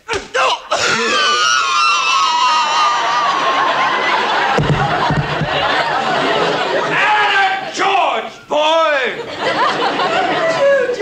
Thank you, George. That was worth $500. It was worth $589.50. You mean I... Yes, go ahead and buy yourself that new dress. Oh, George, you're my very favorite husband.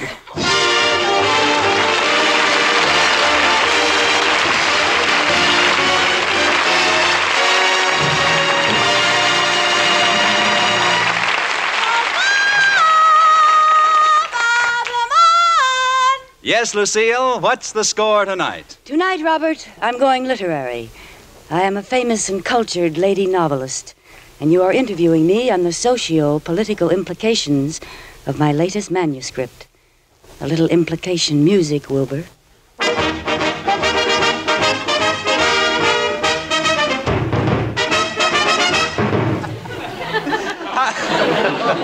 How do you do? Hello there. I'm looking for the famous novelist Elizabeth Doppelfinger Hoffenschmeiss. Elizabeth Doppelfinger Hoffenschmeiss. Yes. Speaking. You? Yes, I am she. Well, I want to talk to you about your new novel. Oh, yes. And what was the name of that?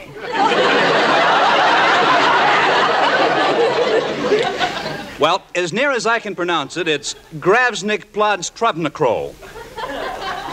That's right. Oh, well, how did you arrive at that title? Well, Are we alone? Yes. I got my fingers one key too far over on the typewriter.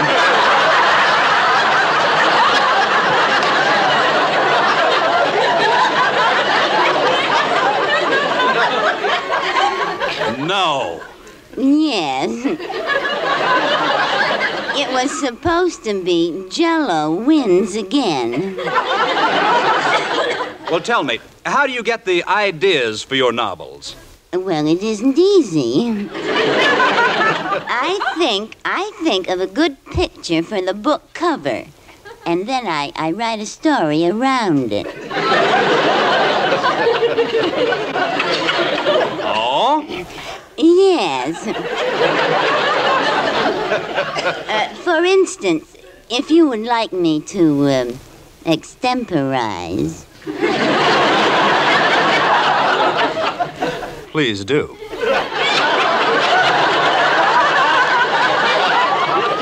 Oh, thank you. Well, now, take you. Ooh, that's a good idea. Come here. Now, just a minute. Oh, strictly business, huh? Well, what would you like to see more than anything else on a book cover? A bowl of Jell-O. You would? Yes, Jell-O with its 6 delicious flavors: strawberry, raspberry, cherry, orange, lemon, and lime. Yes. Jell-O that makes you think of the real ripe fruit itself. You don't have a feel for the romantic novel. Kiss me. Now, what would you like to see? Jell-O, because the flavor is locked in and can't get out with your first delectable spoonful. Jell-O with the big red letters on the box. Oh, he's a stubborn one, isn't he? Kiss me again. Now, look, you can kiss me from now until doomsday, and you won't be able to change my mind. Who cares? Think of the fun I'll have trying.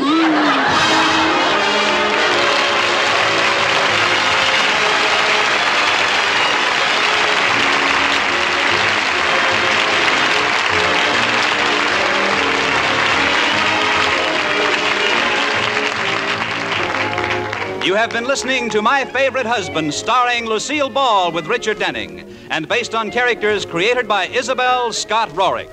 Tonight's transcribed program was produced and directed by Jess Oppenheimer, who wrote the script, with Madeline Pugh and Bob Carroll, Jr. Original music was composed by Marlon Skiles and conducted by Wilbur Hatch. Henry, and on our honeymoon, too. But gosh, honey, the new improved instant Sanka's really different. Sure thing. Just look at the new richer coffee color. Taste the new full-bodied real coffee flavor. Discover how much less instant Sanka costs. And did you know the makers of Instant Sanka make the only caffeine-free coffee? The kind that can't affect anybody's nerves or sleep. Try the new Instant Sanka. It's wonderful. Be sure to listen to Lucille Ball in My Favorite Husband again next week, presented by... Oh, the big red letters stand for the Jell-O family. Oh, the big red letters stand for the Jell-O family. That's Jell-O. Yum, yum, yum. Jell-O puddings, yum, yum, yum. Jell-O tapioca puddings, yes, sirree. Bob Lamont speaking.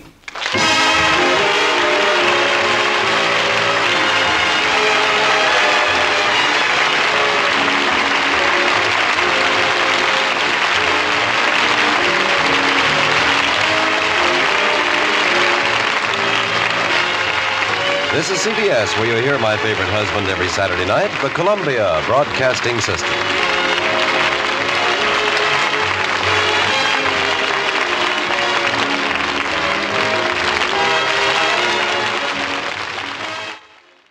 Yes, Frank Nelson popping up in this episode of My Favorite Husband, starring Lucille Ball, Richard Denning, and, of course, you heard Gail Gordon and Bea Benadera in there as well. Okay, 73 years ago, December 9th, 1950. Well, we'll hear another familiar voice. The man with the crazy laugh, Harold Peary, in The Great Gildersleeve from 78 years ago, coming up next. And, of course, with that great voice, don't you think they'd be talking about opera? That's what they will in just a moment. But first... For 19 straight months, the cost of living kept going up and up and up. Then on May 18th, 1942, price control went into effect on most of the things you eat, most of the things you use, and most of the things you wear. Since that time, your cost of living has stopped climbing. Price control keeps down the cost of things you buy. It protects your dollar. It holds down the cost of rent in many areas.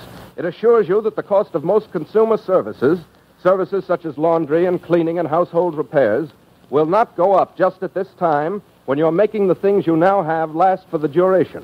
Price control's a necessity at wartime, but boy, it was good to get them off. That way prices could go down if they needed to, you know. Alrighty, we go back 78 years now on Classic Radio Theater with Wyatt Cox to December 9th, 1945. Harold Peary as the Great Gildersleeve. The Kraft Foods Company presents The Great Gildersleeve.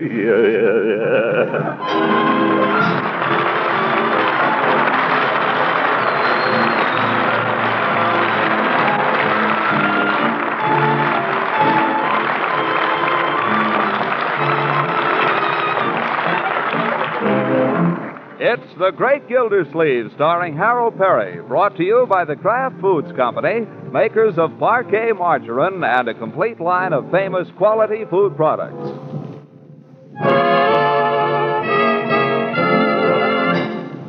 Now let's see what goes on in Summerfield.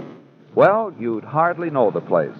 Summerfield, which usually can boast no more than a second-run movie, is suddenly all aflutter over the prospect of an evening of grand opera. And how did this come to be? Well, it seems that Mrs. Rumson Bullard, while on a recent trip to New York, bought herself a very expensive evening gown. Do you like it, Rumson? Yes, it's very becoming. But where on earth are you going to wear it in this town? I know. That's the only thing. Never fear. Where such things are at stake, woman will find a way.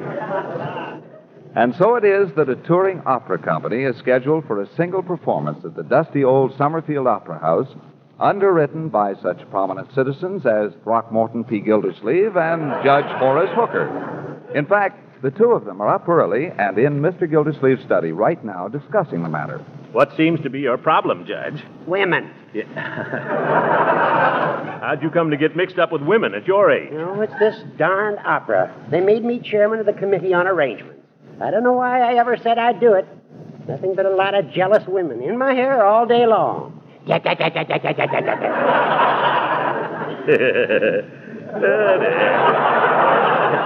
never could handle women, you know, Judge. Well, you may be right. Say, Gildy, maybe you... Oh, no thanks. I've done enough. I've sold my $75 worth of tickets for the opera, and that's plenty. But, Gildy, you're the man they should have appointed to head this committee in the first place. That may well be, but it so happens they didn't. Now let them try to get along without me.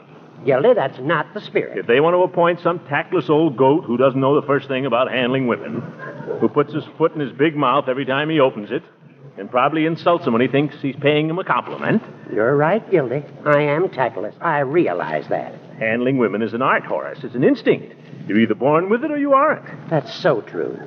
And you do it so well. I envy you, Gildy. I truly do. Well, I could probably give you a few tips, but why should I? Why should you get the credit while I... Exactly. Huh? Now, why don't we fool them, Gildy? Why don't we just take matters into our own hands and handle it the way it should have been handled in the first place? Oh, how's that? Well, we won't consult anybody about it. I'll just resign in your favor. Oh, now, wait a minute. Well, you said yourself you're the obvious man for the job. Well, I don't know that I said it. Well, there's hardly any work involved, Gildy. It's all done, practically. All it calls for now is someone to act as referee, as it were, between the various women. Someone with your deft touch, Gildy. Uh-huh. Someone who has a way with the ladies. You devil, you. Then you'll do it, huh? Now, well, wait a minute. Doorbell! I'll get it, Bertie. Now what? I got to be getting down to the office. Well, I'll drive you down, Gildy. Oh, Leela, hello. Get your hat and coat, Throckmorton. You're coming with me. Coming where? To the dressmaker's. What? I'm having a new gown made for the opera, and I'm having a fitting at 9:30. I want you to come and see it. Oh, but I can't. But I want you to pass on it, Throckmorton. I want to know if you approve. Some people might think it was a little extreme.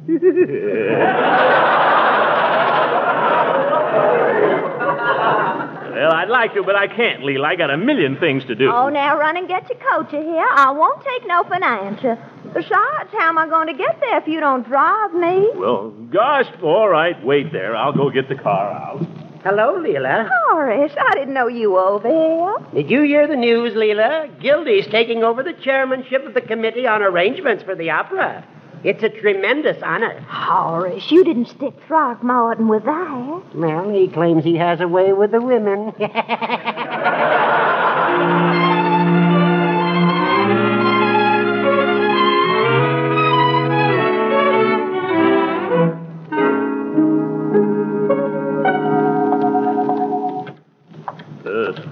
Is this the place, Leela? Wonder she wouldn't fix her gate. You wouldn't say that if you knew her. Why? Poor Miss Tate. She's as poor as a church mouse. But she's a wonderful dressmaker. Everyone in town goes to her. Well, if everyone goes to her, why is she so poor? I guess she's just been too busy ever to stop and figure that out. Yeah. Where's the bell? Oh. Gosh, I haven't seen one of these since I called on the Peavies. Oh, come in, Mrs. Ransom. Oh, thank you. Miss Tate, this is Mr. Gildersleeve. How do you do? Aren't you afraid you'll swallow those pins? Oh, I'm so used to keeping pins in my mouth, I often forget they're there. Looks dangerous. I know you hate me for being late, Miss Tate, but I had to wait for Mr. Gildersleeve. Yeah. Huh? He just insisted on coming along to see my new gown. Oh, it doesn't matter. Everybody's late. They've all arrived at once. Dear, let me see. Now, where can I put you? The gown's ready. I finished it last night. Oh, you're going to love it, Throckmorton. I can't put you in the bedroom. Mrs. Pettibone's in there. Oh? And Mrs. Bullard's in the sewing room. Mrs. Bullard? I thought she bought her gown in New York. She did, but it had to be let out a little. Aren't I terrible? Anyway, here's yours. Now, if we can just... Don't look, Throckmorton. Close your eyes, you hear? Close my eyes? Why? Because I don't want you to see it till I'm in it. Yeah. Okay.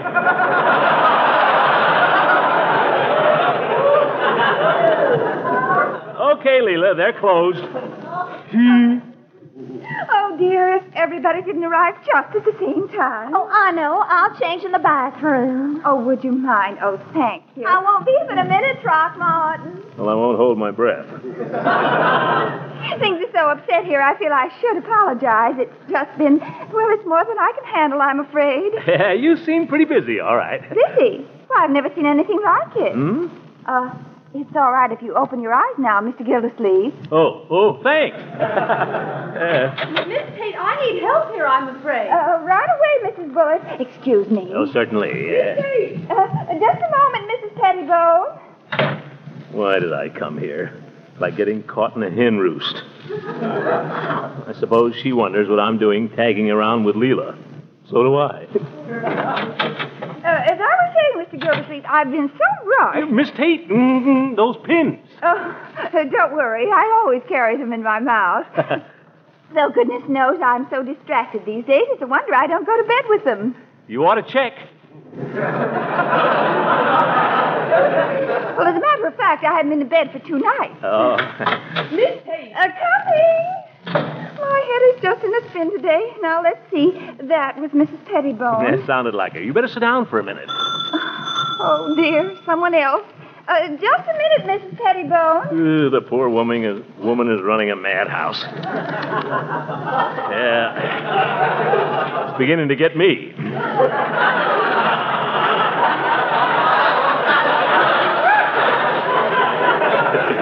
Yeah, I'd sure like to get out of here. Oh, come in. Come in, Miss Goodwin. Miss Goodwin. I hope I haven't come at a bad time, but I have an appointment in half an hour with Throckmorton. Hello, Eve. Well, what in the world are you doing here? Me? Well, I just happened to, I didn't know you were interested in dressmaking. No, I'm not. Well, I don't understand. Well, here I am, Throckmorton. Oh, I see. Yeah. Eve, you know Leela. Leela, you know Eve. Yes, indeed. How are you, Mrs. Ransom? Yes, I guess everybody knows everybody. Oh, Miss Tate. Oh, of course. Sure, you know them, sure. Well, aren't you going to say anything about the gown, Throckmorton? Yes, very nice, Leela. Say. It's a lovely gown, Mrs. Ransom. It won't fall off, will it? Oh, don't you worry about that. But I see one thing wrong with it. I'll just put a pin in here, so. I declare, I just don't know how the opera would ever get on without Miss Tate. Do you, Miss Goodwin? That's quite true. Miss Tate is really the keystone. And another pin in here. Ouch! Oh, I stuck you. Oh, do forgive me. I'm so terribly sorry, Mrs. Ransom. Well, watch it. I don't know how it happened. My hand shook, I guess. I'm so nervous today anyway. Now, let me try once more. I'll be very careful. Oh, dear. Where did I put those pins? Pins? Oh, in your mouth. Yeah. Oh, thank you. Now, one more. Miss Tate, how long do I have to wait? I've been here half an hour. Oh, dear. I might remind you, Mrs. Pettibone, that I arrived here before you did. My appointment was for 9:30, and that's when I got here. Oh, dear. Well, I don't want to step out of turn, Miss Tate, but unless I can have my fitting within the next 15 minutes... Just a minute, everybody. I might remind you that I'm having my fitting now. Continue, Miss Tate. Well, I like that. Comes in here after everybody else. I was the first one here. Well, I told Miss Tate when I arrived I have an appointment. I'm getting and if I can't get my fitting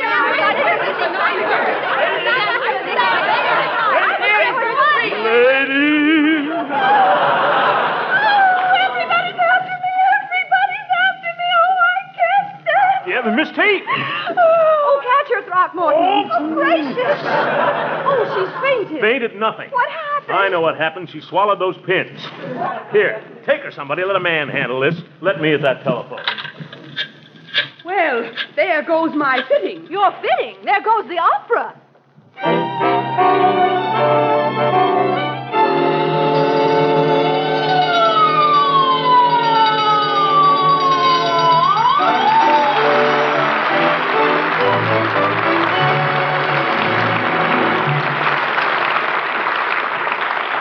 The Great Gildersleeve will be back in just a minute.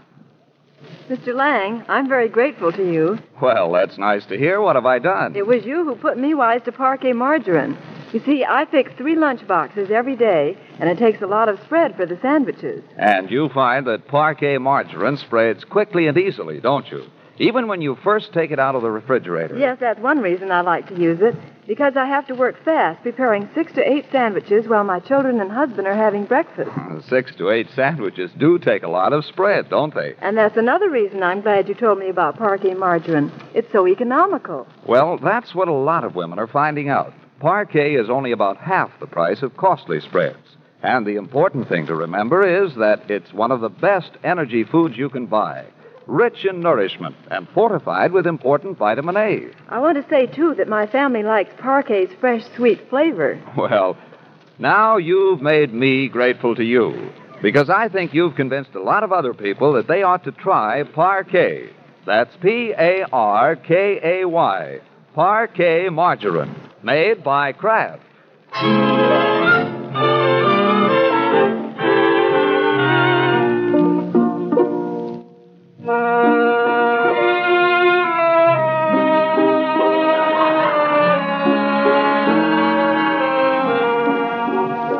Now let's get back to the Great Gildersleeve. Several days have passed, and now we find him at home, wrestling with some of the operatic problems left unsolved by Judge Horace Hooker. Simultaneously, and with more or less assistance from the rest of the household, he's trying to get the checks in the mail for his November bills. All right, Leroy, what's next? Summerfield Meat Market, $32.25. $32 worth of meat? There isn't that much meat in the whole world. You want the items? November 1st, pork chops. November 2nd... Never mind, Bertie's checked it. Summerfield Meat Market. Telephone! 32 and 2500. Mr. Gildersleeve, President. Oh, yes, Miss Bullard, he's right here. Miss Bullard across the street, Miss Gildersleeve. Oh, thanks. Wonder what she wants. Keep working, Leroy. Hello? Oh, hello, Mr. Gildersleeve. I'm sorry to bother you, but a question has come up. That's what I'm here for, Mrs. Bullard. What is it? Well, it seems that there hasn't been any official decision on who is to be head patroness for the opera. Oh? But naturally, since the whole thing was my idea in the first place, why, naturally, I assumed that I... Well, yes, I suppose that's right if you thought the whole thing up. I was sure you'd agree with me, Mr. Gildersleeve. Absolutely. But I just wanted to make it official. Thanks ever so much. You're welcome, Mrs. Bullard. Goodbye. Bye. All right, she's head patroness, whatever that means. How are the envelopes coming, Leroy? Pretty good. Do I have to finish them now? Well, I'd like to establish my credit, so maybe I can do a little Christmas shopping. Let's get going. I made a blot on one envelope. Does it matter? This one. Well, you can still read it. Acme Cleaners. If they don't like it, they can clean it. What's next? Summerfield Light and Power, $2.60. Yeah, the thieves. Summerfield L&P, 2 60/100. Next. Summerfield Water Department, $5.02. Outrageous. That's for 2 months. You didn't pay last month. I'll have to write myself a letter. Doorbell. I'll get it, Leroy. It's Miss Goodwin. I saw her coming up the walk. Oh, yes, Miss Goodwin. Something about the programs, I guess. Hello, Miss Goodwin. Hello, Marjorie. I know your uncle's awfully busy, but I'd like to see him just for a minute. Sure, come on in. Hello, Eve. Glad to see you. Hello, Throckmorton. Leroy? Hi, Miss Goodwin. How's the opera coming along? Oh, I think we'll get it on all right. Throckmorton, if you've got a minute. Sure, Eve. Sit down. Take off your coat. Take Miss Goodwin's coat, Leroy. Go out and play. But the bills. Go out and play. Marjorie, you too. Go out and play? I'm not a child, Uncle Mort. If you want me to leave the room, say so.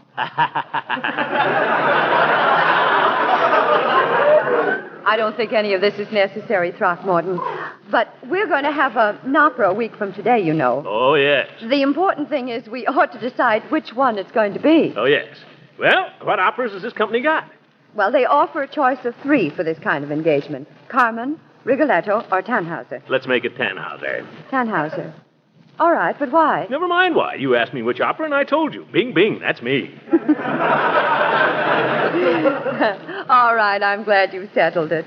I must say men are awfully efficient. Well, of course, I'm an executive. But I think you're efficient too, Eve. Oh, thank you. Yes, sir. You've got your mind on the opera, not on what you can get out of it.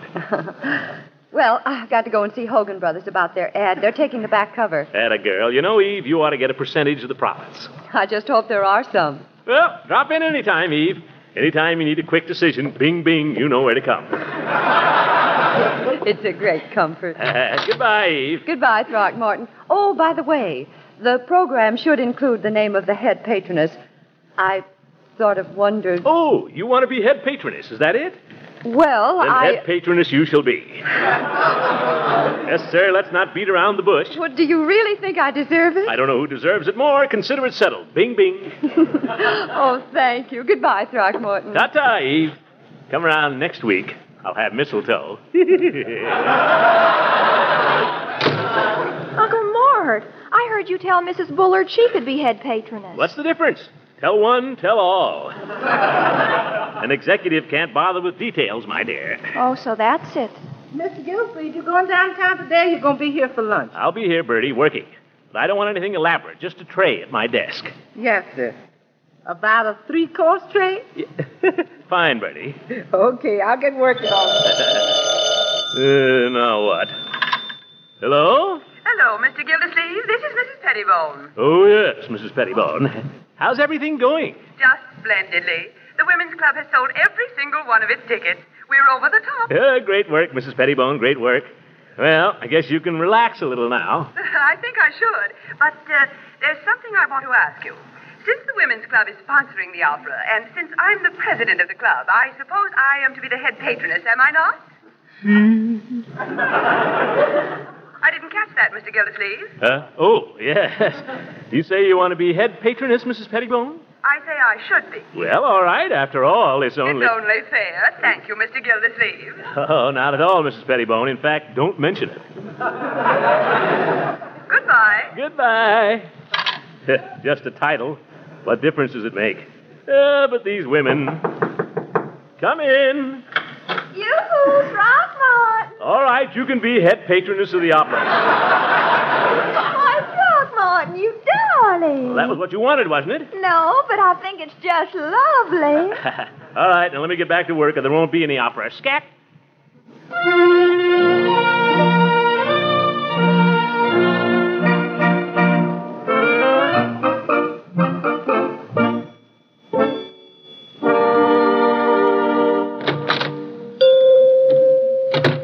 Well, it isn't Mr. Gildersleeve. How goes the opera? The opera, coming along, Peavy, coming along. I'm running the whole shebang, you know. Well, congratulations. How'd you ever get stuck with that job? Well, I just took it over to help Judge Hooker out. After all, I know how to handle women, and he doesn't. Oh. Well, I do. I don't have any trouble with women. Even a whole committee of women. And you know why, Peavy? I don't ask them. I tell them. Treat them rough. That's the way, is it? Yeah, you're darn right. Women just want to be told, that's all, Peavy. And they want a man to tell them. No, I wouldn't say that. I wouldn't expect you to agree with me, Peavy. You never agree with me about anything. I agree with you when I think you're right, Mr. Gildersleeve. Well, that's practically never. That's what I say. Now, you're wrong about this. Women like to be treated rough. They want to be bossed around. That's female psychology. Do you know this for a fact, Mr. Gildersleeve, or have you just been reading some magazine? I know it for a fact. Did you ever try it? No, can't say I ever did. You better not, Peavy. I doubt if you're the type. You have to be the caveman type to get away with it. Now, here I am with all these women on this opera committee, and when I say jump, they jump. You just tell them jump, just like that. That's it. Jump, Mrs. Pettibone. Jump, Mrs. Bullard. Jump, ladies. Jump. And they jump. I'd certainly like to see that. Did you come in here for anything particular, Mr. Gildersleeve? No, just out for a breath of air, Peavy. Better get back and start cracking the whip, though. They'll be getting out of their cages. Take it easy, Peavy. If any women try to shove you around, shove them right back. My.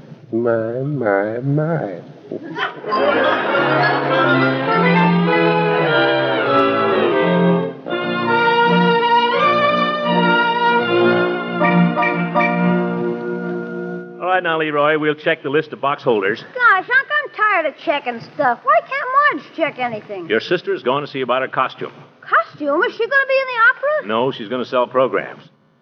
Now, box A downstairs. That means she gets to see the show? I suppose so. Jeepers, what about me? I didn't think you'd enjoy it, my boy. I enjoy anything at night. Well, we'll see. Now, box A. Doorbell, I'll get it. Oh, nuts. Whoever it is, tell him I'm not at home. Okay. Oh, hi, Miss Goodwin. Hi, Mrs. Ransom. Hello, Leroy. Is your uncle home? Of course he is. We saw him through the window. Well, that takes care of that. Come on in. Oh, my goodness. Well, Leela and Eve. Come on in. Leroy, you go in the study and check this list, will you, my boy? Put on. Christmas is coming, Leroy. Okay. Boy, it better be good.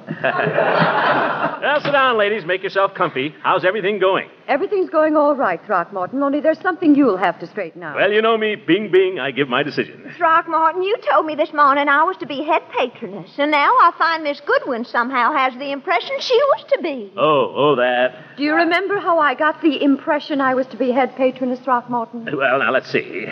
Been so busy, so many details to be taken care of. You told me, that's how. I did? You couldn't have, Throckmorton, because you distinctly told me I could have it. I didn't even ask, remember? Well, I remember something about it. You remember your conversation with me? I guess so, only... Only what? Oh, I don't know. Is it possible, Throckmorton, that you've promised both of us we can be head patroness? Yes, it's possible. Ye gods, what difference does it make? It's just a title. Who cares who's head patroness anyway? Well, I certainly care. It's very important, Throckmorton. I don't see why. Well, the head patroness appears on the stage between the acts in a spotlight, and the star of the opera kisses her hand. Well, even so. You saw my dress, Throckmorton, and if anyone in town has a more impressive one... I don't consider it important. But it just so happens that I have the same dressmaker. Well! I didn't think you'd care about a thing like this. Well, I do.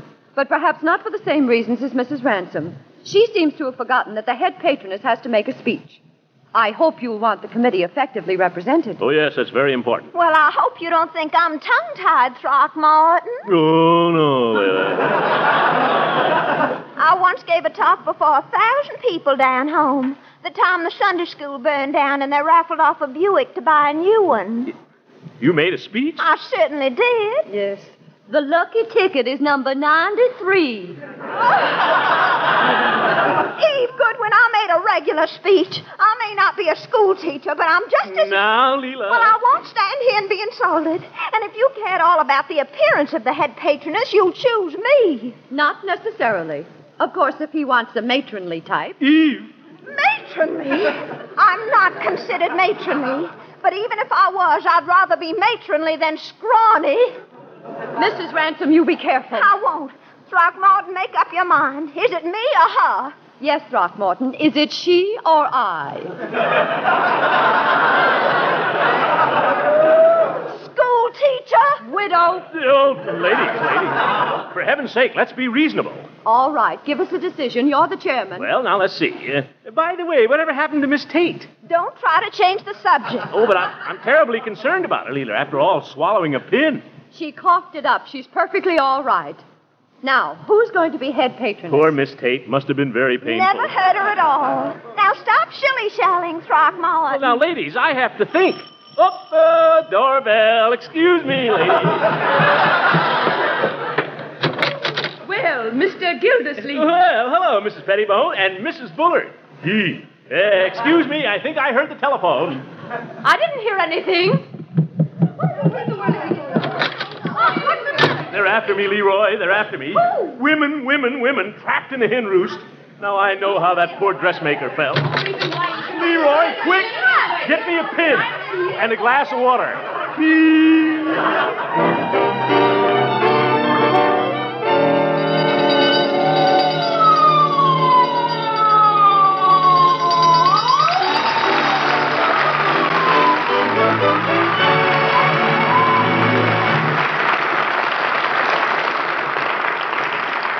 We'll be hearing from the Great Gildersleeve again in just a moment.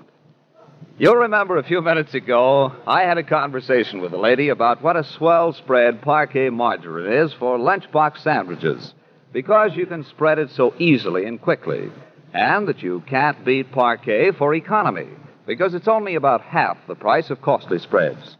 But perhaps the thing that makes Parquet margarine a favorite of millions is its fresh, dairy-like flavor. For sandwiches, hot breads, pancakes, and waffles, Parquet margarine is still unmatched for flavor. Made from selected farm products, vegetable oils rich in energy and pasteurized skim milk, and with important vitamin A added, Parquet margarine is one of the most nourishing foods you can buy today. So be sure to try this nourishing spread that tastes so good. Parkay, Parquet margarine, made by Kraft.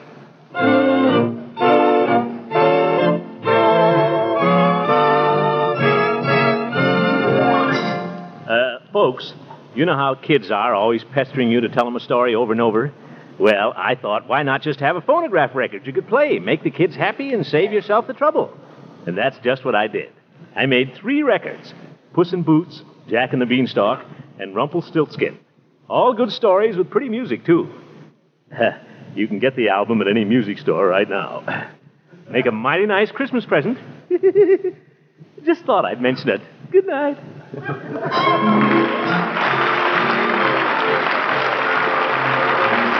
Great Gildersleeve is played by Harold Peary. It is written by John Whedon and Sam Moore. The music is by Jack Meakin. This is John Lang speaking for the Kraft Foods Company and inviting you to listen in again next week for the further adventures of the Great Gildersleeve.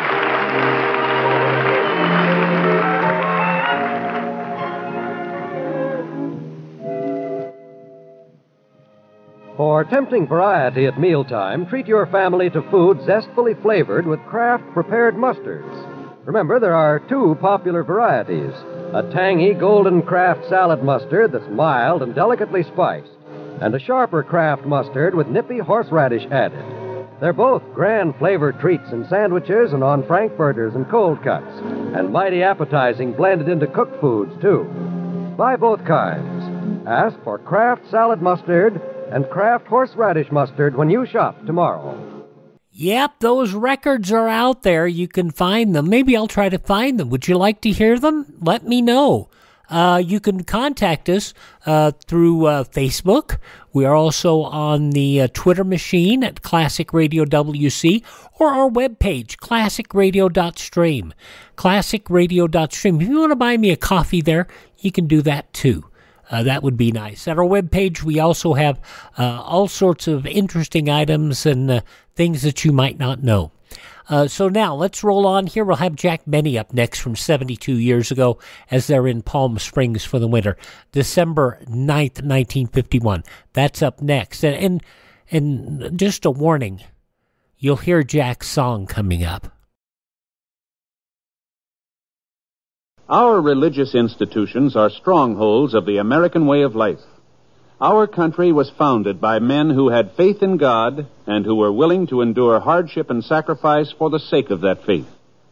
Today, the religious institutions in your community need your interest and support, so take an active part in religious affairs. Your pastor, rabbi, or priest will give you invaluable family counsel and aid if you are a newcomer to the community. To face the problems of the future, America must be morally strong.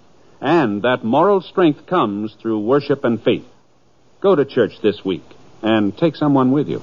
Alrighty, on Classic Radio Theater with Wyatt Cox, yes, you will hear a performance of When You Say I'll Beg Your Pardon, Then I'll Come Back to You. That's Jack's song. Jack Benny wrote that. Heaven knows why. 72 years ago, December 9th, 1951, the Jack Benny Program. The Jack Benny Program, presented by Lucky Strike. Be happy, go Lucky Strike today. Friends, you've heard all sorts of empty claims made by other cigarettes.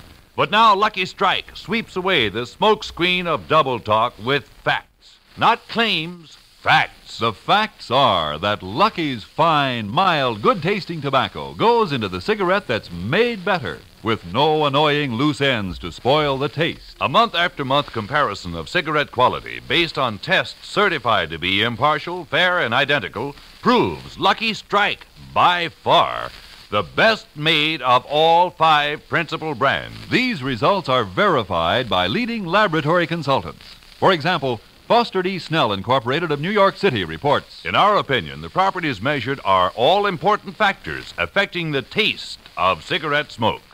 We conclude that Lucky Strike is the best made of the 5 major brands. Yes, Lucky's are made better, and Lucky's taste better.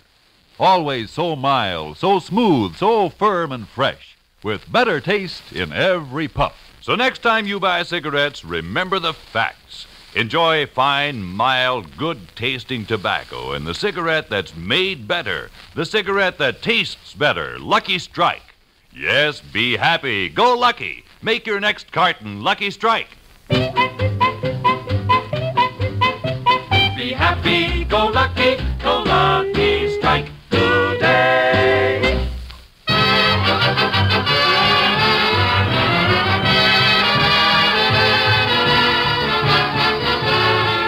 From Palm Springs, California, the Lucky Strike program starring Jack Benny, with Mary Livingston, Phil Harris, Rochester, Dennis Day, and yours truly, Don Wilson.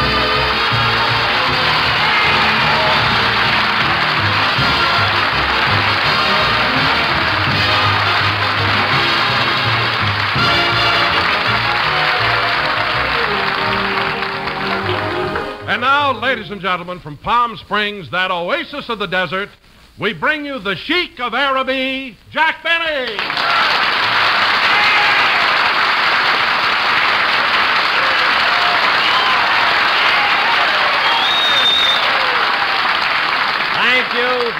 Thank you. Hello again, this is Jack Benny talking, and Don, I know you were trying to be clever, but why in the world would you introduce me as the Sheik of Araby? Well, Jack, we've been in Palm Springs all week, and you yourself told me you were living in a tent.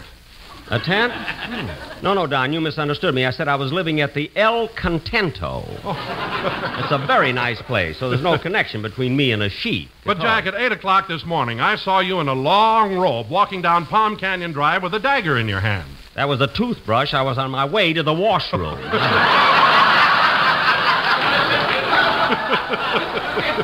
You and your big mouth. The guy can't have any privacy.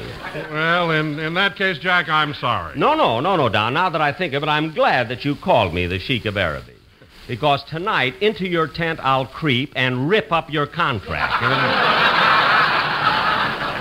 So watch it, shrimp boat, you know? You know, it's too near Christmas. Oh, hello, Mary. Hello, Jack.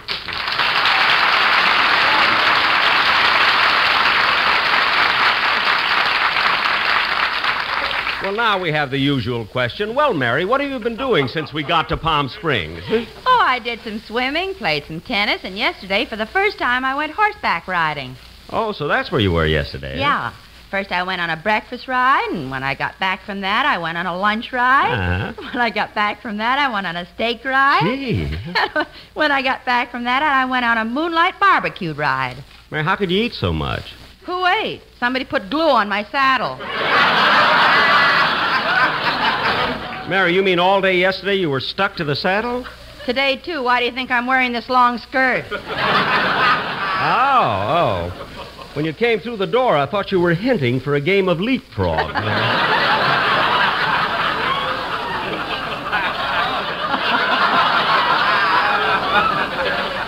Well, anyway, That Jack... gag was a tape show. We'd have to take it out, I think. Huh? Anyway, Jack, you look wonderful. What have you been doing? Well, Mary, every morning I take a long walk, and I'm... Oh, hello, Dennis. Hello.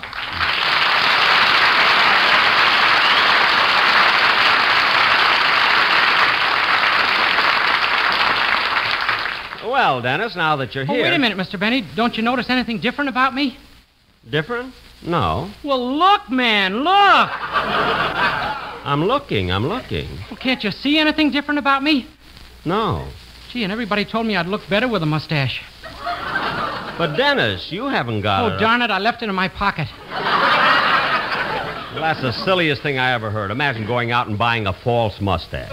Dennis, if you think you look better in a mustache, why don't you grow one? If I grew one, I couldn't take it off when I go to bed. Well, why in the world would you want to take your mustache off when you go to bed? Because I talk in my sleep and it tickles. Dennis, change the subject, will you? Okay. Hey, Mary, come here a minute, will you? Come over here.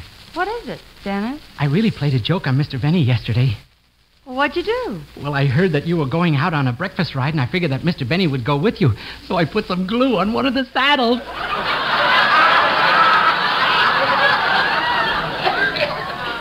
Mary, don't you think that's funny? If I could get my feet out of this stirrup, I'd kick you right in the head. Mary, come back here, will you? All right, folks, up until now, this program's been flopping, but now Harris is here, and things will start popping. Lay it on me. Everybody loves a baby, that's why I'm in love with you. Phil. Pretty babe, yeah. Phil, what stroke of modesty caused you to sneak in like that, you know?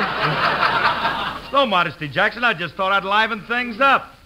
Hey, we got a guest star, the Lone Ranger. That's Mary. I'll explain it to you later, you know? Anyway, Phil, now that we're here, suppose we... Wait a minute, Phil. What's that you got in your hand? Palm Springs Martini. A Palm Springs Martini? I never heard of that. How do they make it? Same as a regular martini, only instead of an olive, you use a date. A martini with a date in it? After the fourth one, you don't even bother to spit out the pits. Look, Phil. Shake me, Jackson, and listen to me rattle. You know, Phil, I can't understand it. Every time we come down here, you carouse around all night long, and yet you look great. How do you do it? Well, you know how it is here in Palm Springs, Jackson. Mountain climbing at dawn, golfing till noon, and swimming till sunset will make anyone look good. Phil, you do all that? No, Alice does, and that lets me sleep all day. I thought so. Oh, Mr. Benny, do you want me to do my song now? Well... Wait a minute. First the Lone Ranger, and now Tom Dewey. Dennis, take off that mustache. Hello, Tom. You want to sing? Go ahead.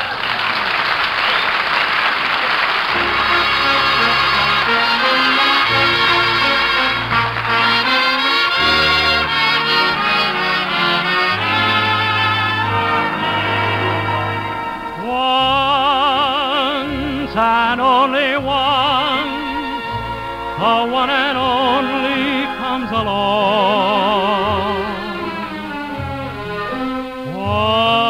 Once you took my hand, I felt your touch and I was strong. The wonder of a simple love was not too clear to me. Oh, you are dear to me. I walked away. Who knew that once I knew your arms would bind me to the past. I, who used to say that nothing in the world could last. We live but once, and now I know my once was then. Please take me back and love me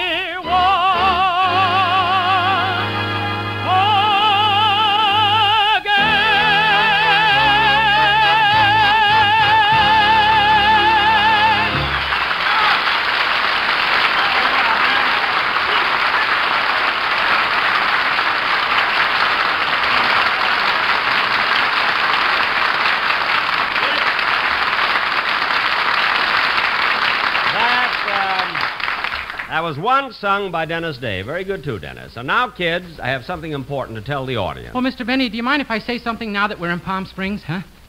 What is it, Dennis? Suntan oils, cactus plants, and tumbleweeds.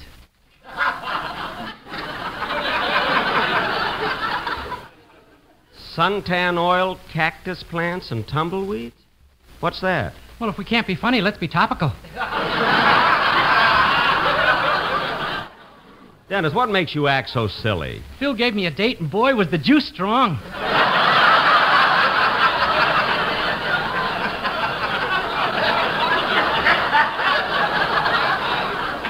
Be quiet, will you? Now, listen, kids.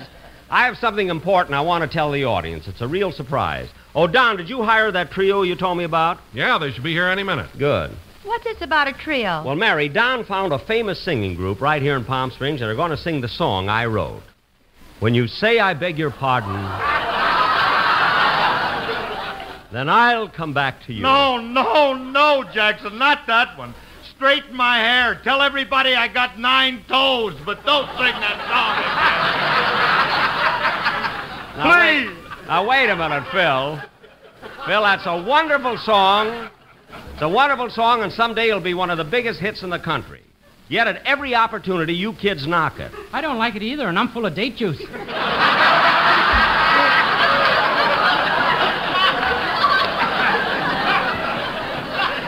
Now, cut that out. Look, kids, I don't want to hear any more about... I'll get it. Hello? I have a long-distance call for Jack Benny. Long distance? Put him on. Here's your party. Hello? Hello, Mr. Benny. This is Rochester.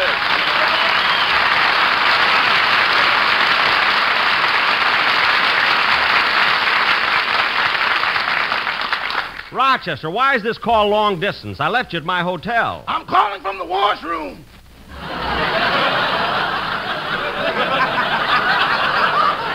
Oh.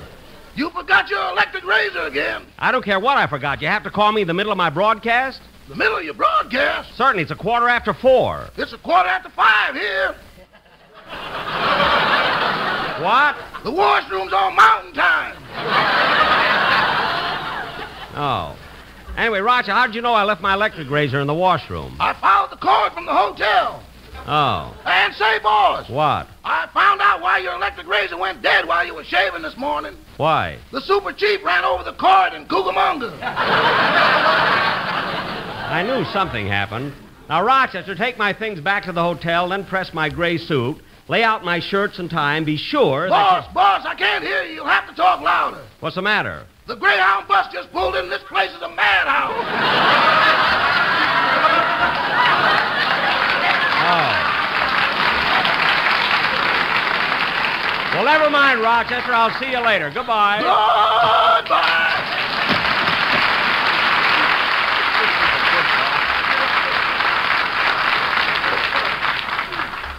Now, let's see. What were we talking about? Your lousy song. We were talking about the trio that's coming over to sing it. Jackson, you're not really going to have that song sung on the radio, are you? Why, certainly, Phil. It's beautiful. When you say, I beg your pardon, then I'll come back to you. When you ask me to forgive you, I'll return. Like the swallows at Serrano, return to Capistrano. Oh, that's awful. Mary, why don't you get a chair and sit down? Who needs a chair? Never mind. Come in. Well, Jack, it's the Guadalajara Trio, the fellows who are going to do your song. Oh, come on in, fellas. Come on in.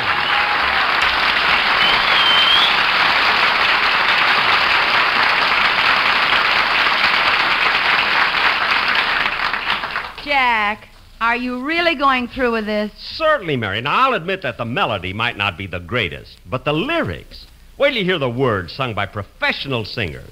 Take it, fellas. When you say I beg your pardon, then I'll come back to you. Mary, just listen to these lyrics. Cuando digas te perdono, regresaré yo a ti. Si me pides No, fellas, I want it in English. Volveré. Boys, in English. Igualmente que un Serrano. Oh, Serrano. Retorna Capistrano. Por ti mi corazón. Boys, look, my program doesn't go to Mexico. Look, Look, fellas, no, look, I want him to understand the words. You see, I wrote it in English, fellas. Boys. No, boys, I don't want it that way. Look, wait a minute. Wait a minute, boys. Wait a minute, fellas. Wait a minute!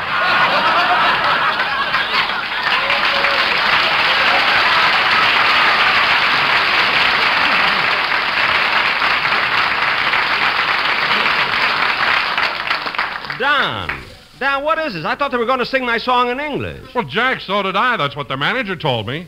Their manager, where is he? Well, that's him, standing right over there. Well, I want to talk to him. Hey, you, come here a minute. Are you the manager of the Guadalajara Trio? Si.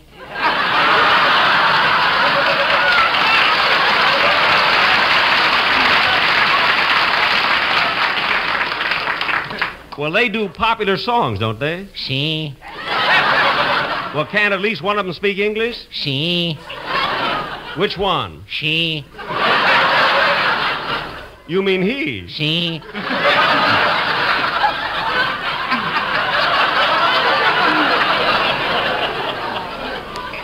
What's his name? Sai. Sai? Si.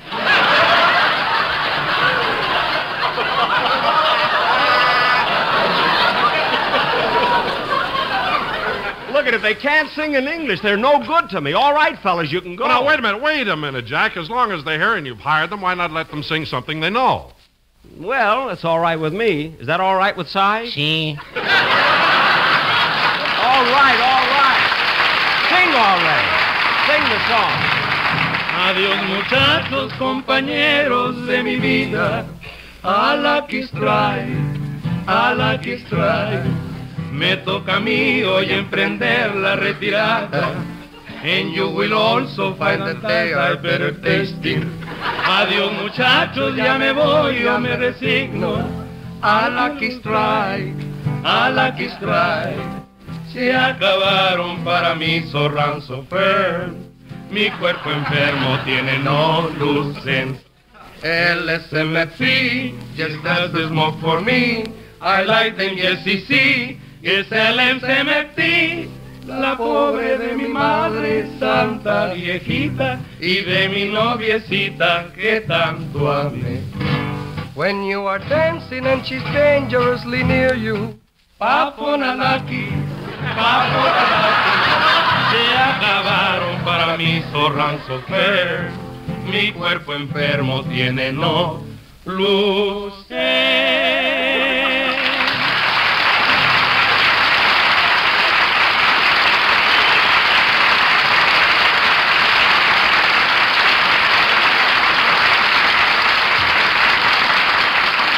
Very good, fellas. Very good. That was wonderful. By the way, what key do they sing that in? G.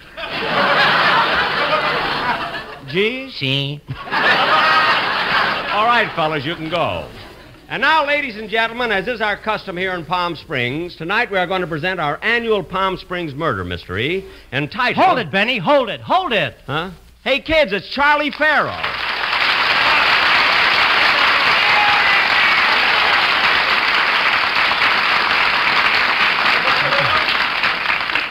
That's me, Charlie Farrell, mayor of the town and owner of the Racket Club and star of Eighth Heaven.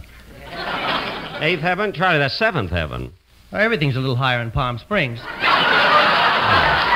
I wouldn't know. I'm on mountain time. Anyway, Charlie, what'd you interrupt for? We're about to start our sketch. Well, that's what I want to talk to you about.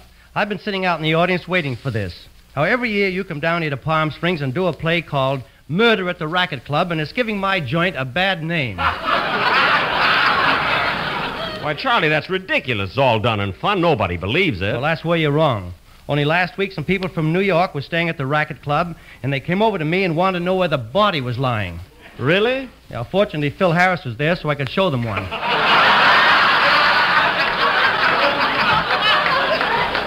Oh, well, Charlie, after all, it doesn't make any difference. It's just a play. But it's ridiculous, Jack.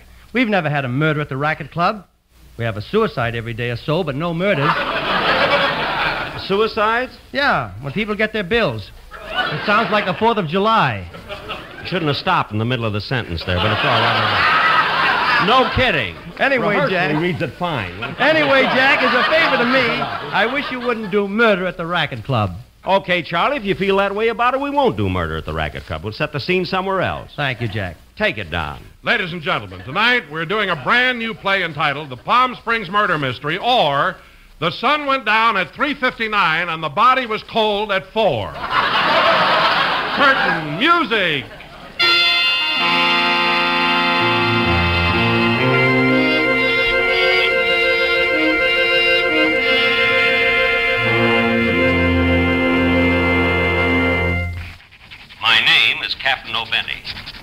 retired chief of police of Palm Springs. At the moment, I'm in my cabin out in the desert writing my memoirs. This is easy for me as I have a pen that writes under sand. A retired police chief has much to remember. Oh, darn it, always interruptions. I'll never get my memoirs written. Hello? Hello. Is this the former Chief of Benny? Speaking. Good. I'd like to report a murder. But I'm retired. Why call me? Oh, I tried to get Sam Spade, but he's on another network. Well, what do you want? What's wrong? Well, I don't like to spoil your day, but my husband has just been murdered. Oh, he has, eh? You know who murdered your husband? No. Well, have you got any ideas? Now that he's dead, yeah. Well, I'll get the police. I'll get the police and come right over. Goodbye. Goodbye, Chiefy. A second after we had hung up, I realized I hadn't asked this girl her name, address, or phone number. I was really retired. I knew I'd need all the police help I could get on this case, so I went to the phone.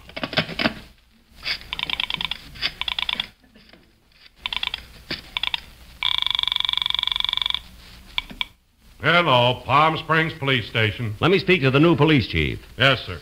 Oh, Chief, it's for you. How do you do, how do you do, and how do you do? Sure and be God and Faith and McCushion, it's a pleasure to be after throwing the blarney with you. Police Chief O'Day himself speaking in truth and be God and it is in truth and faith and be God and it is in truth and it is.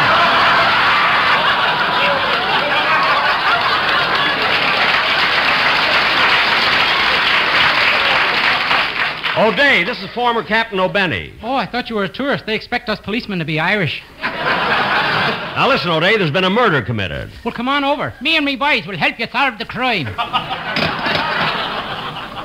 hung up the phone and rushed over to the police station. I didn't have a car. There were no trolleys or buses, and I couldn't get a cab, so I decided to walk. This was the longest walk I had taken without my robe on.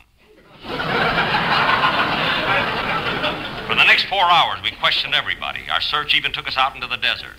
There I saw an Indian sitting by his fire. I decided to question him, too. And I knew he'd tell me the truth because he was using his blanket to sweep away the smoke screen of double talk.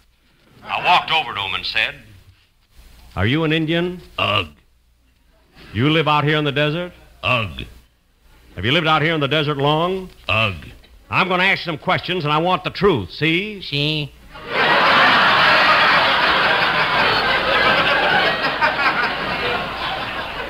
I forgot to mention this Indian had a little Spanish blood in him. Tell me, are you married? See? Have you been married long? See? Is your wife pretty? Ugh. Ugh? See?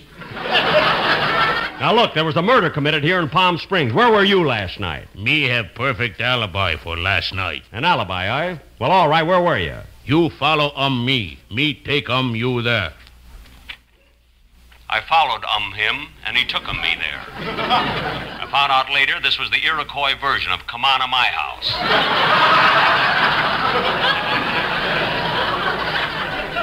He took me inside a place that looked vaguely familiar. There was a man standing in the shadows.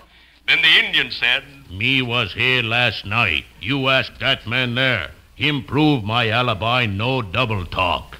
Okay, I'll ask him. Hey, you, was this Indian here all last night? Yes, he was running my projector. I was showing Seventh Heaven.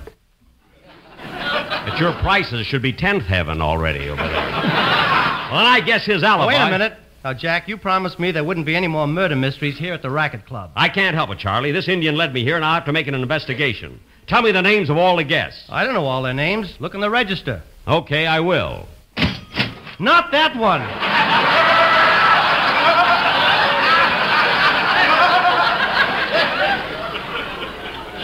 I thought it was peculiar that Lincoln and Washington should both be staying here.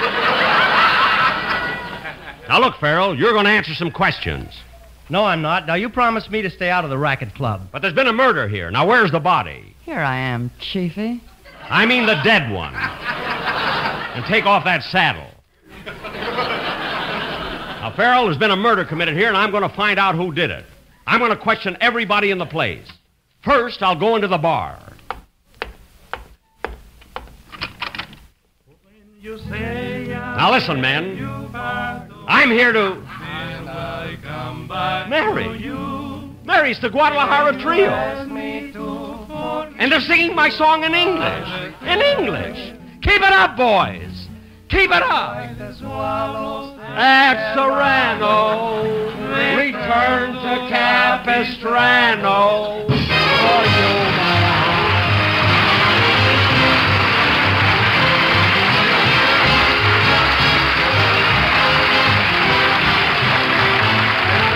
Ladies and gentlemen, with hostilities still continuing in Korea, 10 million people have become homeless and destitute. These people are in desperate need of clean, used clothing. Clothing gifts by groups and individuals should be made through your local American Relief for Korea. For further information, contact the American Relief for Korea, 133 East 39th Street, New York, New York. Thank you. Jack will be back in just a moment, but first... Lucky's taste better. Yes, there's better taste in Lucky Strike because Lucky's fine, mild, good-tasting tobacco goes into the cigarette that tops all 5 principal brands for quality. Yes, Lucky's are made better. That's a fact, confirmed by leading laboratory consultants. For example, Froling and Robertson of Richmond, Virginia, reports... It is our conclusion that Lucky Strike is the best made of these 5 major brands. And always remember, better taste in a cigarette starts with fine tobacco. And LSMFT, Lucky Strike means fine tobacco. So enjoy the full, rich taste of fine tobacco in the cigarette that smokes smoother because it's made better. The cigarette that tastes better. Lucky Strike. And right now, Lucky's are available in bright, festive Christmas cartons. So this year, make it a happy-go-lucky Christmas. Give all your friends Christmas cartons of Lucky Strike, the cigarette that tastes better. Be happy, go lucky, be happy, get better taste. Be happy, go lucky Strike today.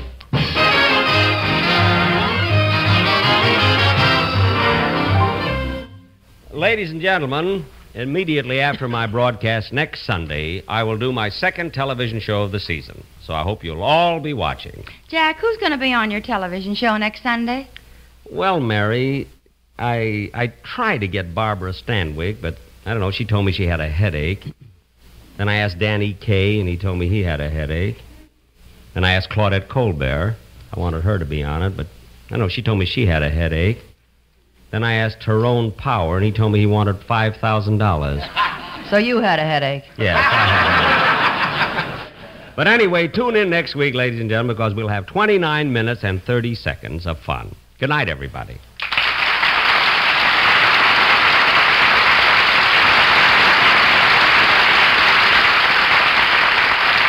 This is Don Wilson reminding you to listen to Your Hit Parade with Guy Lombardo every Thursday night, presented by Lucky Strike. Consult your newspaper for time and station. Stay tuned for the Amos and Andy Show, which follows immediately. The Jack Benny program is heard by our armed forces overseas through the facilities of the Armed Forces Radio Service.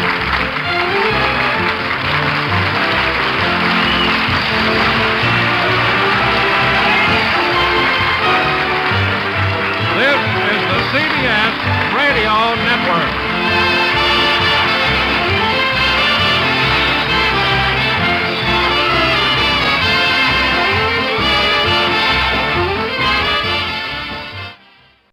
Guy Lombardo and Your Hit Parade just doesn't sit right to me. By the way, the song, if you haven't heard it,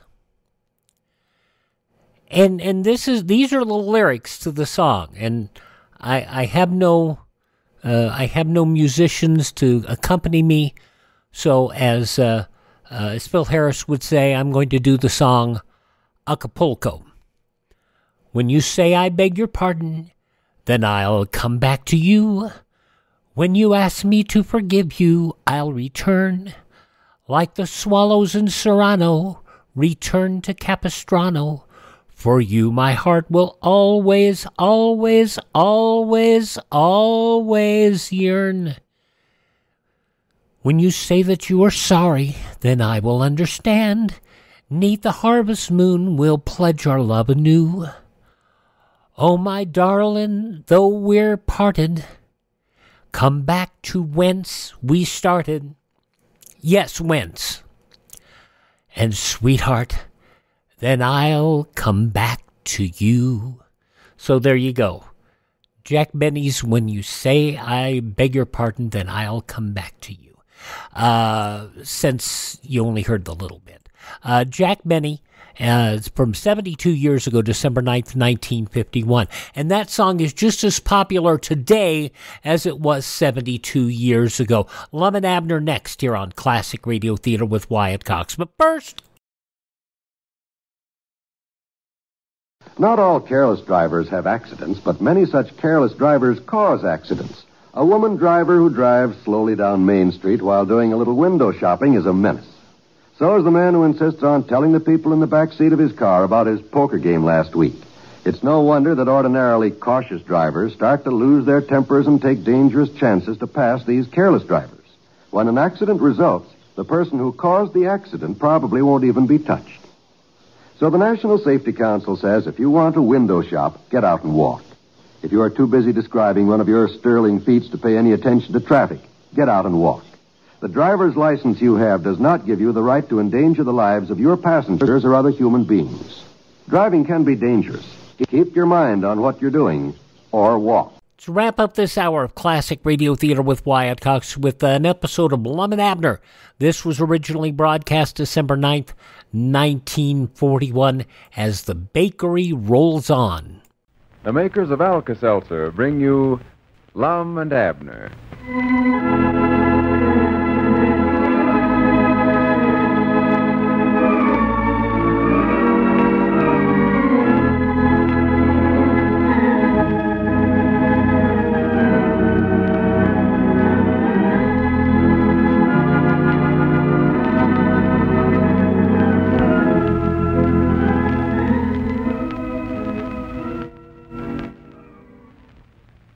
You know, friends, they say that advice is the easiest thing in the world to give and the hardest to follow.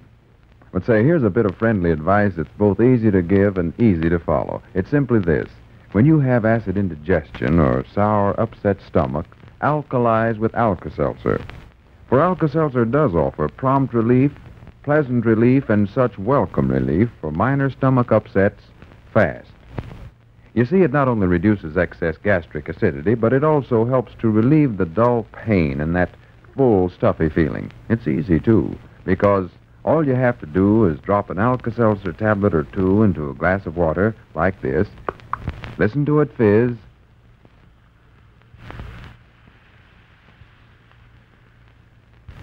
then drink the refreshing solution this makes.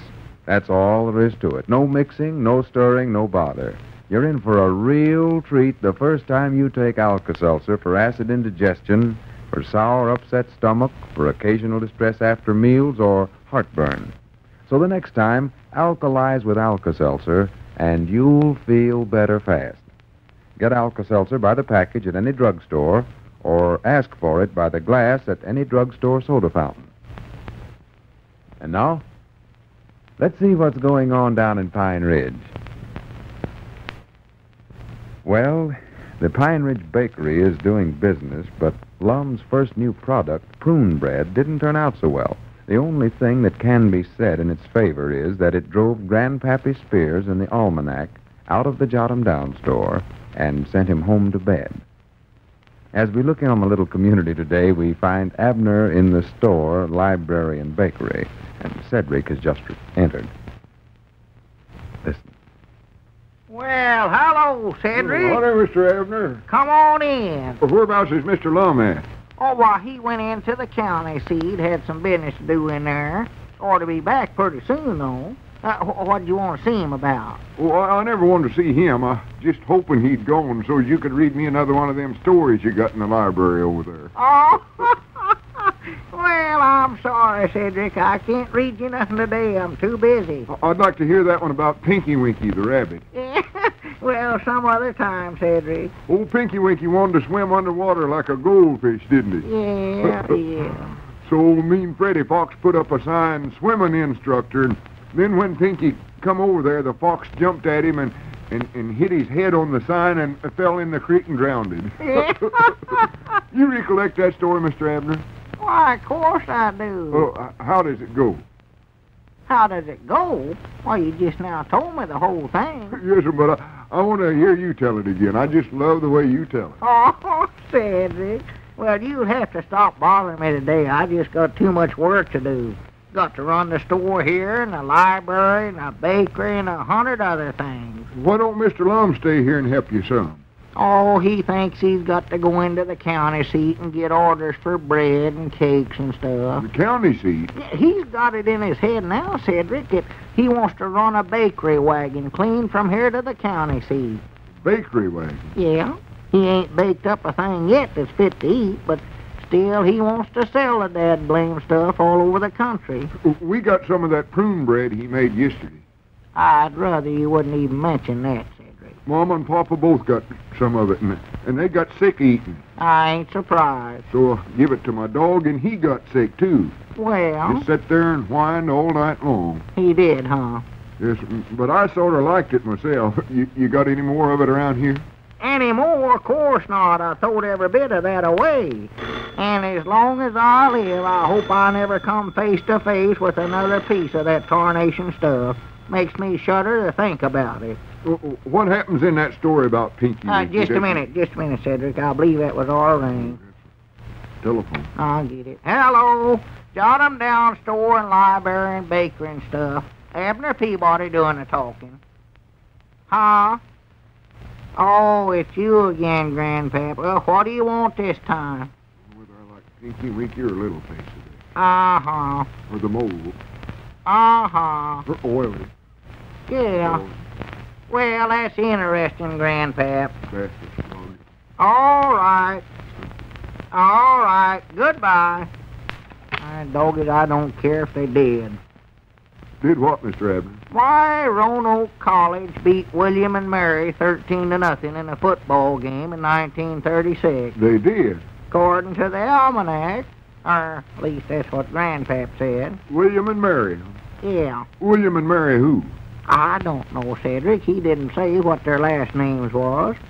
Don't seem right, though, for a girl to be out there playing football. That's too rough a game for them. Yes, I know a Mary Newton over south of Odin. She's big enough to play football. Reckon it's her? Well, it might be. I don't know. She won the weightlifting contest at the county fair last year. She did? Yes, Mom. Well. Oh, she's awful big. You know them things where they take a big sledgehammer and hit it with it? And it makes a little orange something run up a pole and hit a bell? Yeah. She done that. Well? She rung the bell, and they give her a cigar for it. A cigar? Yes, sir. Why, she don't smoke cigars, does she? She smoked that one. Well, I do know. Well, I wish that Grandpap would stop calling up here every few minutes. He just got to... wait a minute. There comes Lum. Mom? Lum coming up out there. Back from the county seat already. Must be. Yeah. Well, I hope he made a success of himself at selling that stuff. Well, howdy, Lum. Yeah, gentlemen. Did you get any orders for bread and stuff? Well, I can't exactly say yet. Oh, hello, Cedric. Howdy, Mr. Lum. Did you know Mary Newton was on the football team, Mr. Lum? Football team? Yes, sir. According to the almanac. Don't pay no attention to that, Lum.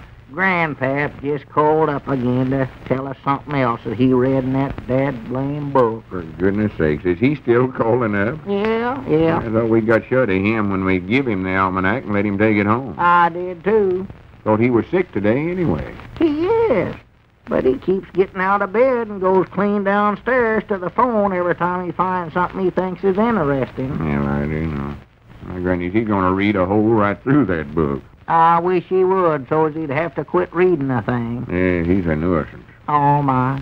Did you get any bakery orders? Well, no, I didn't exactly get any, but there was one feller there that runs a grocery store said that he'd think it over and call us more than likely.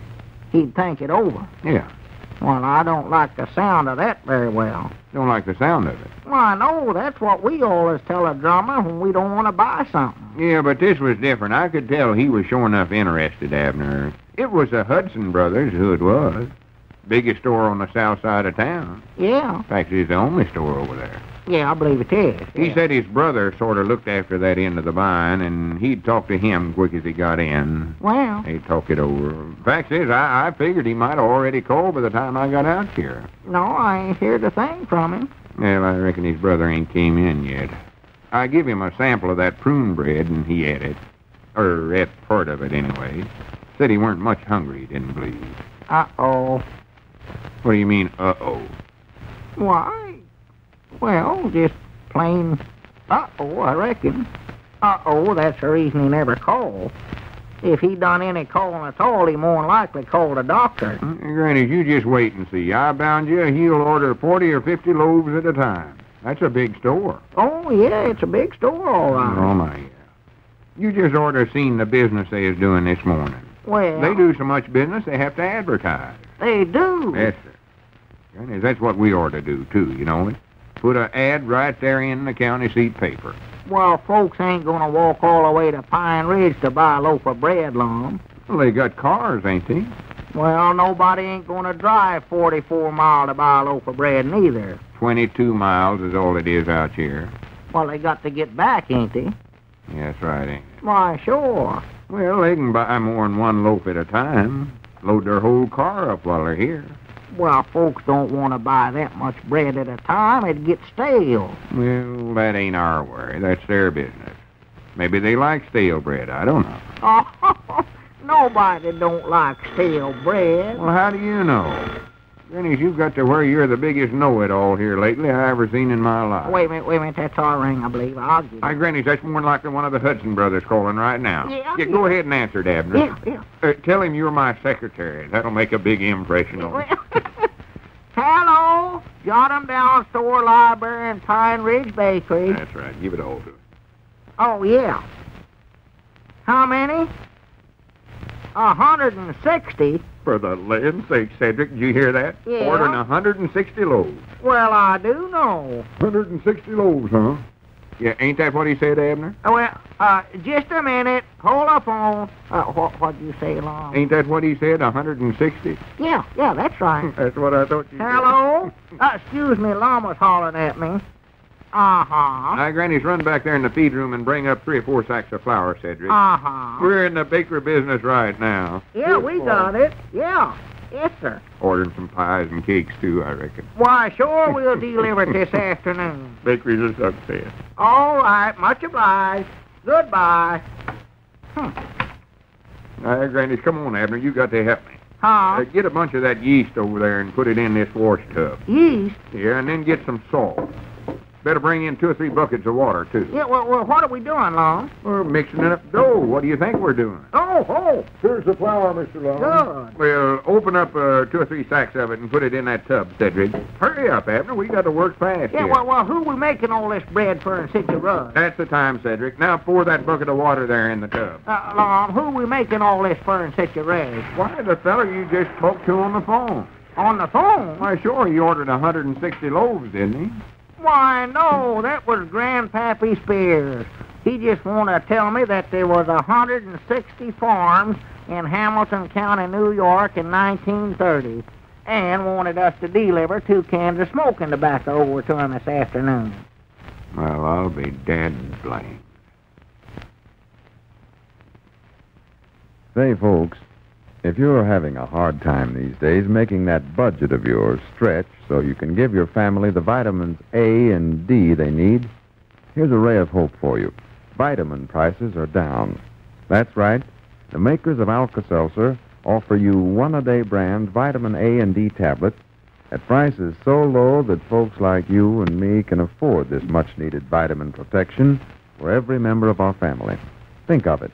One 1-a-day tablet costs only 1 penny a day, yet it assures you of your full, normal daily requirements of both vitamins A and D. Now, vitamin A increases the resistance of the mucous membranes of the nose and throat to cold infections when your lack of resistance is due to vitamin A deficiency. Vitamin D helps prevent rickets and related bone deformities and is an essential for normal tooth formation in children. So ask your druggist for 1-a-day vitamin A and D tablets. A package of 90 tablets costs 85 cents, and 180 tablets cost only $1.50. Remember, 1 tablet a day is all you take, and that makes it even more economical. But don't forget, while you're in the drugstore, you better take home a package of Alka-Seltzer tablets, too.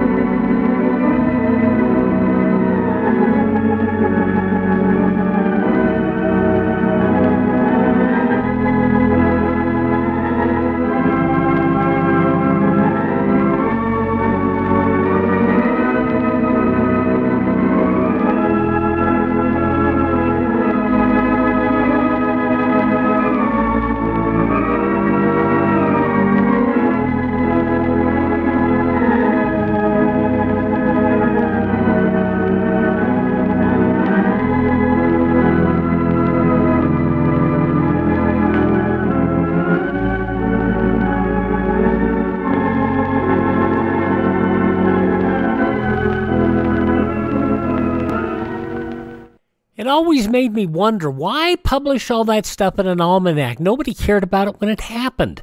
From 82 years ago, December 9th, 1941, Lum and Abner here on Classic Radio Theater with Wyatt Cox. Tomorrow, a dangerous assignment, Mr. District Attorney, Let George Do It, Counter Spy, and Front Page Drama. And, of course, visit our webpage, classicradio.stream, to support the podcast, classicradio.stream. Have a great day, and we will see you on Sunday for another edition of the Classic Radio Theater with Wyatt Cox podcast.